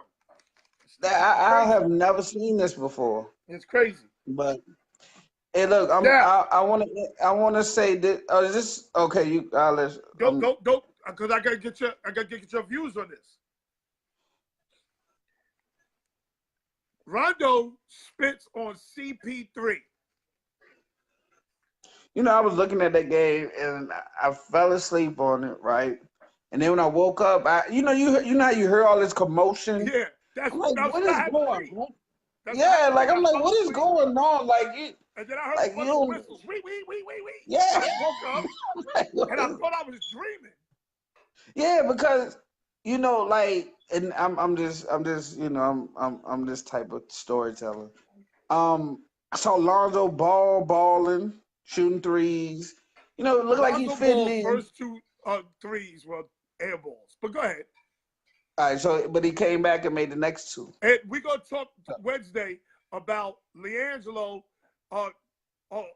dating the transvestite and the ugly ass sneakers. Oh, we're gonna talk about that shit. We're gonna talk so about he got caught or that's he's why promoting been quiet, because his boy been getting the penis lately. That's why he been quiet. So did he get caught or he actually promoting it? Oh no. That yellow boy was caught with a Peggy. All right, so I gotta and his daddy knew it. See, that's why his daddy fell back. His daddy said, listen, this boy is a gay thief. That's what he is. The boy's a gay thief. And I'm telling you, it always comes out. Thieves in the world are gay men. He has to live his best life and be who he is. Be who he is. Come out that closet, girl. Okay? So I'm telling you, my mother had 2 gay men. Oh my goodness, the bitch was walking out of Home Depot with a tractor. So my question is that so this whole time this has been him. Oh, this is who he is. He living his best life right now. Wow. He living his best life right now. A gay thief too. So now back to Rondo spits on CP3. Listen, the NBA don't have enough games on the suspension. I would have whooped Rondo's ass. I swear to God, I would have whooped Rondo's ass. Yeah, I mean, because I was like, it was kind of funny because I mean, yes, Paul do some crazy things. Yes, he do. I've never seen him fight though. Like he don't fight. So I was like, what is he? Because he's the president of the NBA Players Association. So he's protected by that. And that's why he do a lot of crazy shit. He be arm-barring people, smacking people, tripping people. Right. He do a lot of crazy shit. He do. But your boy, Rondo, is socially handicapped. There's something wrong with him. He ain't right. Right. And like, okay, so how does that helps the team going forward? Is he gonna get traded, let go? Oh, Rondo might fuck around and get traded. Because guess what?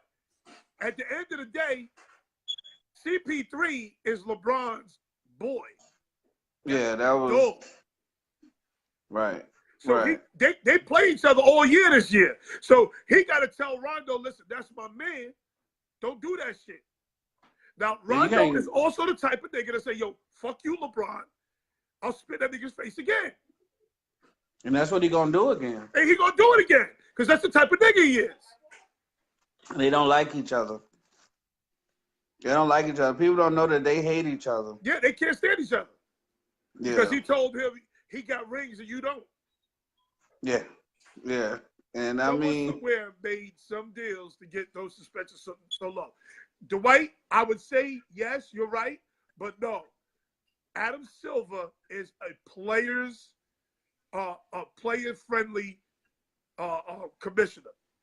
He's a because what he knows, player-friendly commissioner. because what he knows is this: he knows that those players put people in the stands in a weak NBA right now. They trying to get fanfare up, and you can't have people traveling to cities and stars not playing that people bought tickets for. Like those days, like that's what they're trying to do with the sitting out of players too. Like, you know, like those that Pop made famous. Yeah, they changed the rules on that shit. They changed the rules. Like if you're not on the injury report and you're not hurt, you're going to get heavily fined because people are buying tickets and complaining. Yeah. Like could you imagine? You live in Memphis. The right. Lakers are coming to town. You Right. buy a $200. You buy 4 $200 tickets so Right, your babies right. can see LeBron. Right. And then LeBron Right. talk about, oh yeah, I ain't playing tonight. Could you imagine? Yeah, that's terrible. That's terrible because it's still a show. That's another. Okay, I know y'all don't like taking it back to the old days, but that's what you appreciate about some of those older players. Like, you know, back then they gave you your money's worth. That's right. When like as far as playing, they played hurt. They played. You know, they didn't miss those game checks, man. Yeah. They didn't mess those up. Now, Craig has been saying a lot of crazy shit on here today. And Craig is back at it again. Craig said that hip-hop, rap videos is the reason why down south niggas don't know how to act anymore. I mean, he's on this Donald Trump shit. Then he said, yeah, I've ignored him since he's been talking. I mean, when you're 5-1, you're 6-1. You know, your brain get cloudy. You're not coherent at the moment. He like punch drunk right now. Yeah, he punch drunk. Everything he's saying is inadmissible. Oh man, listen to what he says now. The New York Giants finally acknowledged this is going to be Eli's last season with the team. Who announced that? Did you hear that announcement? I didn't hear that. Craig just be that would have been on every station. Teams and shit. Yeah, I didn't hear that at all. I haven't heard it. Yeah, I haven't heard it either. Yeah, he's making up stuff, man. But like I said, when you're 6-1, talk your shit, bro. I ain't mad at you. You deserve it. Because I picked y'all to be last, I thought. Third or fourth or third, one of them. Be last. I thought this kid was Jeff George. This kid is no way. Yeah, that motherfucker could play. I mean, he's fun to watch, but, you know, I didn't think they had enough overall, but they look good. Tyreek Hill is running routes like he's just free to run any route because the dude can get him the ball anywhere on the field. Right. Just run as fast as you can. Right. You know, what I thought like would be the problem with them? I thought their line will take a back step. No, their offensive line is not bad. No. I thought they was a product. You know why I thought their line was not as good as they are? Because I thought they was a quick drop passing. Right. So I thought they was that type of line. I figured like he had to hold the ball to get the ball down the field. Right. And so, you know, that they fooled me. Great job. That O-line's pretty good. You said it though. You said it. Yeah. The NBA, this is Craig again. The NBA is one big soap opera. Damn, let's get through the first month of the season before you start the bullshit. Just fucking ball, bro. Again, I want to see. Who gives a fuck about the NBA regular season? You know who's going to win the championship. You know who's going to play at the end. Yeah, Craig who watched Titanic and act like he ain't know the boat was going to sink. Like, nigga, you knew the boat was going to sink? He watched Roots. Let me tell you what. He watched Roots and was mad that Kunta Kinte got his ass whooped. You knew slaves came over here and got their ass whooped? What are you mad about? You know, a pleasant surprise. I didn't think the Pelicans was gonna be that good. Let me tell you. Like Let me tell you. them guys is, yeah, them Boy, guys is, your boy, what's his name? The lefty from Kentucky, yeah, the forward. What's his yeah. name? Was with the Lakers The last year. yeah, Randall, Randall. Julius Randall, yeah, Randall done found his niche. yeah. He's a tough guy, man. Like he He's a goes bully in, right now. yeah. He get him intensity, man. Like they didn't have that edge, that aggressiveness, He gives him a like toughness.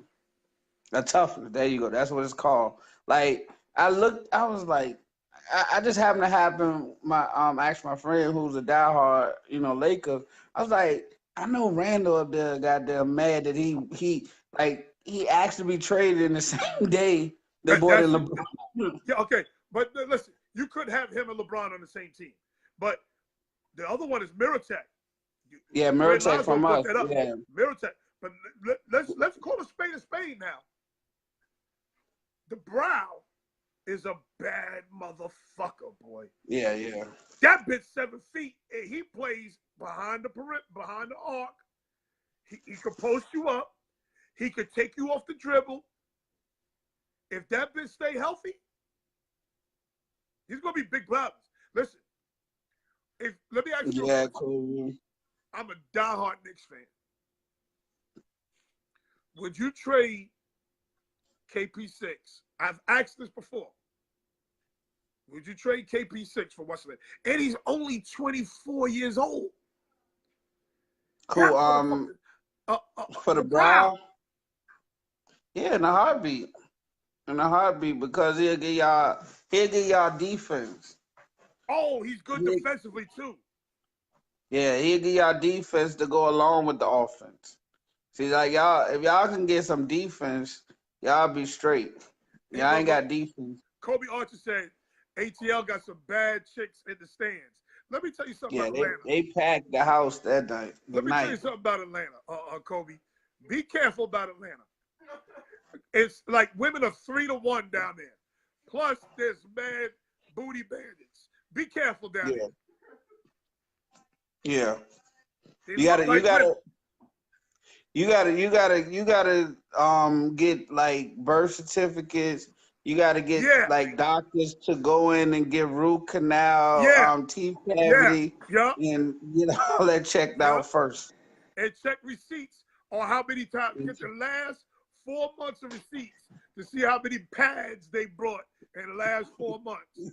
Yeah. Okay. If you got a woman and she can't produce 4 months of receipts with not one maxi pad on it, run, nigga, run. Like so many of these motherfuckers get caught up though. That's crazy though. That's what's going on with your boy Alonzo. Not Alonzo. What's his name? Lagello. You saw that right? Lagello ain't checked the receipts. Oh, Leangelo. Hi, baby girl. Hi. How you doing? Good. How's school? Good. Okay. All right. But yeah. Here go Craig. Here go Craig with his nonsense. One more time. Yo, the regular season still matters to some people, though.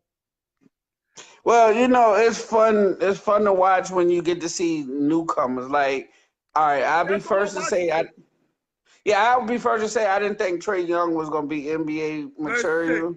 How many times I tell you that boy could go? Yeah, he could go. He can go. Like, I mean, the Knicks should have got every effort to get him. Listen. I'm gonna be the first to say I've been off. I've been off with certain shit I've been saying. That's why I've been mute. Like I'm about to lose my goddamn my ability to say shit. Hold on. Lazo's a basketball player. Lazo played at Rhode Island. Division what's going on, Lazo? Lazo knows what he's talking about when he comes to the basketball shit. Okay? Right. And he is 100% about Drew Holiday. Holiday. The whole listen. Drew, that whole Holiday I haven't seen the Holiday for Indianapolis, but the Holiday for us could play too. That whole Holiday family. That whole Holiday family is players. Like They play like they. You talk about all these other people. You talk about the I don't know why we balls, talking about these whoever. goddamn balls. We need to be Right. talking about these Holiday. holidays. Mama Holiday, Daddy Holiday produced 4 of them Oh, things, and they all in the league oh. balling. Mama Yeah. Holiday, Daddy Holiday also don't say shit. They Don't fall say back and let nothing. their babies play. They let them play. They get that whatever they get, that stipend or whatever they get, and they live life. That's listen. Oh man, They did what they had to do. he Now, but bust Dame Dollar ass up. He sure did. He sure yeah, did. and they. But people, I I got an mean, announcement to make. Gary.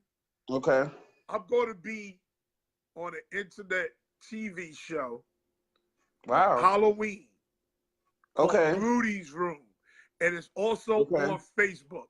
So I will be on Rudy's Room at 10 p.m. on okay, Halloween, and I got to figure out what my costume is going to be. okay. That's what Okay, my daughter just came here to tell me about it. I don't know. She must come from the same blood. Like y'all like to dress up for Halloween. I don't like to So, dress up. I have to dress so, up. got, I'm so going to what be you on this. gonna There's a you little gonna theme put to out a it. poll? You gonna put out a poll and let people pick your costume, or Okay, you yeah, that's a gonna good idea. Let me go shop like? for a costume because I got an idea. Okay, I got an idea, believe it or not. all right, And all right. my wife threw out Pimp Daddy Slap a Bitch. I had the ill Pimp Daddy Slap a Bitch. She said, "About yes, she He did." said, Lazo said, "Be Andy Reid." Be- That would make that's not a Craig bad day. idea. That would make Craig day right there. Oh, that's not a bad idea. I got the glasses. I need a Chiefs hat, a red jacket, some khaki pants. I got that. That's not a bad idea. And a tight Yeah, ass red shirt and tuck it in. yeah. Andy Reid. You might got to get the little whiskers though. I gotta buy a mustache. Yeah, you I'm got to not buy the cut for this mustache. shit, but I gotta buy a mustache. Mm-hmm. Like a reddish mustache. My man Josh Grant's in the building. Holla at the Long Island Red Devils, #1 seed. We went out to Granny Road and bust the Silk City Sharks' ass. Congratulations. #1 seed, we bust their ass 38-6. We're the #1 seed in the EFA. We earned a bye. So we're waiting. We're gonna take this week off. We're gonna lick our wounds and get ready. You know, so how's your son doing still? You didn't see the video? Nah, I I've posted the been video at Instant Classic. You gotta okay. hear what happened. I'll go look back. Yeah, go look at it because I I'll go posted the look. video. I'm gonna Okay, give you a I'll little go look. insight so you can watch the story. I'm gonna post it again just in case. All right. So, my son had 4 catches for 43 yards. 4 Okay. catches for 43 yards. Okay. You know, they lost. The team beat them the way they're supposed to beat them. Like they were Right. way bigger than them. They had a 6'5", 300-pound guard, and that bitch was pulling and trapping like he was goddamn John Hanna out that motherfucker. Right. So Right. they Fast. beat them the way they were supposed to beat them. They pounded them. Right. But anyway, they ran jet, and the crazy part about it, if the kid makes his block, Nolan probably scores. But the kid misses block, and the kid that makes the play on Nolan is jacking him up by the numbers. But Nolan gives him a good stiff arm. I guess that pissed him off. So he takes Nolan to the sideline, and when he takes him to the sideline, he throws him over the bench. I got the whole shit on video. Throws him on the bench. He's landed in front of the cheerleaders. He gets up. He's laughing at him. They're like, he's laughing at him. But here's the worst part. They had 2 coaches. Now, the referee is standing right by the bench where he threw the flag for unsportsmanlike conduct. They had 2 coaches come over and argue that penalty.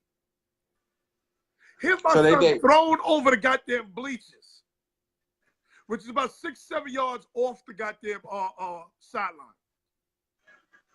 And their coaches come over and argue that flag was unjust. That's crazy. And so y'all like is that a rivalry game?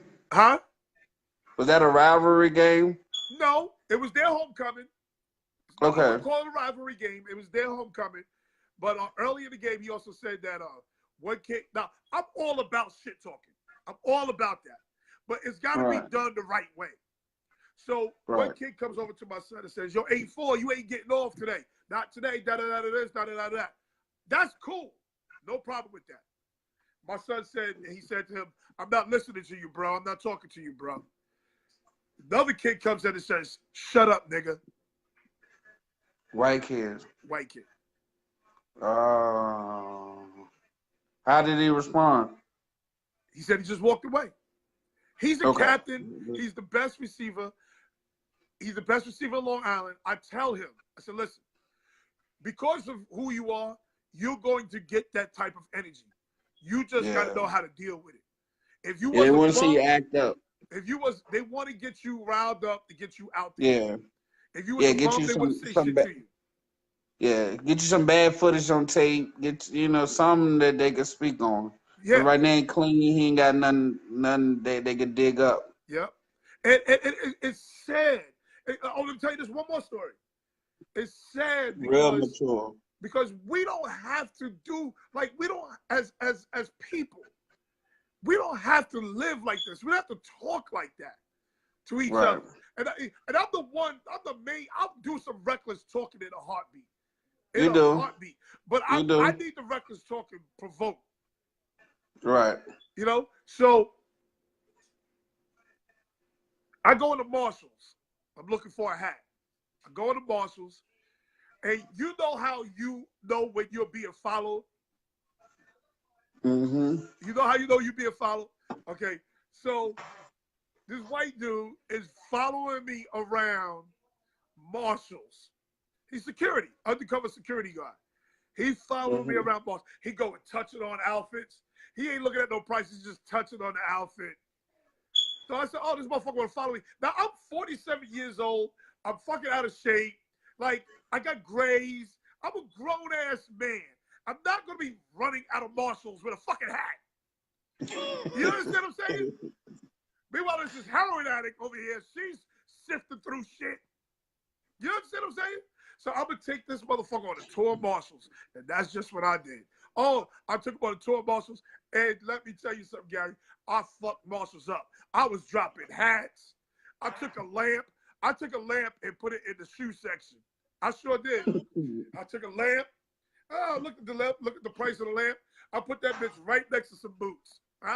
Listen, you want to fuck with me? I'll fuck with you. Okay? He's following me around. I took some socks. I kicked it under the rack, the shoe rack.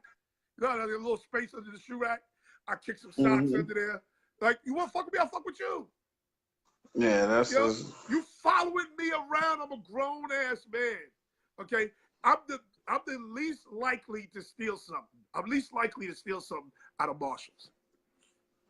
Yeah, stealing got to be in your blood, man. Yeah, like when you steal, you start at a very young age. Yeah, like you gotta. I mean, and you don't stop. You don't because you get a thrill. Like it's like just certain things you just got to get a thrill of. Like I just don't get a thrill off that. Certain stuff I just like I don't get a thrill off of. Yeah. Like I don't even want to even like just like the tough guy thing. I don't get a thrill off of that. Like I don't feel good that you go walk around and you want to be the baddest and you want to like I don't want to have to carry. I mean, not saying listen. I love people that got a right to bear arms and they use it. But I just don't like to be that guy. So you talk that shit. You talk that shit in Virginia. You need to see the gun laws in New York. Fuck around, get caught with a gun in New York. Boy, you gonna be sitting in that motherfucking jail reevaluating your whole life. Man, bro, you saw what happened to Plaxico Burress. Yeah. I think he shot himself. He did 2 years. Shot himself and did 2 years, in bro. New York. That's crazy. Like, I mean, guns in New York. You a different nigga if you fuck around with a gun in New York. You different. You like jail. Like you've been there before. Like you been there before. Yeah, Like yeah. you built for it. Yeah, You you've been know, there. because you already like y'all got the mandatory. There's nothing you can. If you hire a lawyer, you just doing it for to get just to give your money away. Oh man, listen. Getting arrested is one of the worst things I've ever done in my life, ever. Because you realize it was a waste of time, a waste of energy. It was stupid. Like, and two of mine were unjust. Yeah. You know what I'm saying? It was stupid. Shouldn't even been in this situation. Yeah. And that's why I stayed my handsome ass in the house. But like I said, I'm learning. I learned a lot about just when to say no as far as over traveling, stuff like that. And being in the Because wrong place at the wrong time. yeah, Like yeah. you could feel that energy. You know when it's wrong. Yeah, you can feel that energy. Just yeah. when that energy is talking to you though, you have to listen to it. Yeah, because it's telling you something. It's telling you something. Don't think, oh, that girl is so bad, I gotta stay. Or the music's so good, I gotta stay. Or my man thinks I'm a sucker if I don't stay. Yeah. Listen to that energy. Oh, I done walked out when I had that negative energy before I walked out the spot and left. This nigga Julio Jones is out here running around crazy. Oh, the game started? Yeah, Big Blue Dope's in trouble. That nigga Julio Jones is running around crazy right now. He had 3 catches in a row. Already. All right, I got a couple of man games in the way lined up. Hey, look, I got to tell everybody that's still here, no, coach me to greatness because I'm now a real contender in Madden because I got blitz pickup scheme. Like I understand it now. I mean, I could do a refresh on a certain stuff, but I now walk into the walk to the line and I'm Peyton Manning the show. Like I just feel it, You should have saw my quarterback last week. He was doing it. He was setting the mic we had a team last week that was blitz heavy. It was coming from everywhere. And we practiced him setting the pass protection. Right. And he did a real nice job. And I said, listen, you better learn to set it because you the one gonna get this ass whooping. Yeah, that ass whooping hurts, bro. That's the car crash every time, especially from when you backing up and looking the other way and you get hit from behind. Yeah. That don't have you seeing stars. Now that listen, if you coaching that and they like that should be number one. That should be number one for a quarterback, like understanding blitz pickup and how to set the mic and how to talk to the line and checks and stuff like that because it definitely could keep you some years in the league. And that's why I love spread so much because it always tells you where the blitz is coming from. I was wondering, like, you got a funny name, Craig. Is that you? Is that you with that crazy name? Yeah, like I was like, is this a little kid or something? Bullshit. Yeah, I said, this a kid? Like, I'm not accepting no kids on my fucking, you know what I'm saying? No, I'm not going to play Fortnite with you. I only play Madden. You know what I'm saying? But, I mean, now that you said, let me go to my, and look, because I definitely see it right here. It's like sitting. It's sitting in the, friend request. Jarrell. Some shit. Oh, that's him. C-Man 7. Yep, that is. Yo, oh, he did leave a message. My fault. I bet. All right, man. Because it's enough. All right, so, bro. All Wednesday, right, bro. 7 p.m. Nigga, don't be late. All right, I'm gonna be on time this time, man. All right. I had to get some things straight. I'm good now. All right, man. So I'll holler at you. All right, see y'all, fellas. Craig, congratulations. Gary will be here Wednesday. I think I'm winning. We still got to touch on LiAngelo Ball. We still got to touch on them shoes. We still got to touch on Machado's play at first base in the Dodger Brewer game. I'm still winning this week. I feel like that I got the best record this week. No, you don't. I feel it. No, you don't. I'm telling you what it is right now.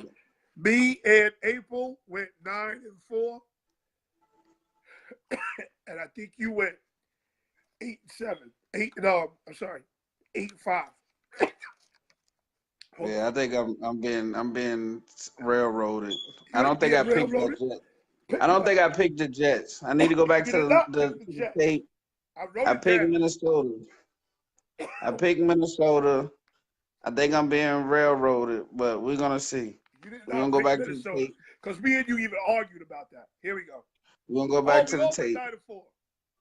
There you go. I thought so. All right. Now I'm happy. I'm going to Sizzlers too. So They think quietly 5-1. I picked the Saints to go to the Super Bowl. Yeah, you did. You did. Yeah, they not quietly. Not quietly. They're not quietly You at quietly. all. Hey. All right. See y'all later. Peace. Peace. That's Gary, everybody. Okay. Please, we'll see you Wednesday, 6 p.m. April Smith, Gary Callis. We still got to talk on. That's Women Wednesday, by the way. We still got to talk about them damn shoes. We got to talk about that boy getting caught with a transvestite, and that's probably why his daddy's so quiet. Peace.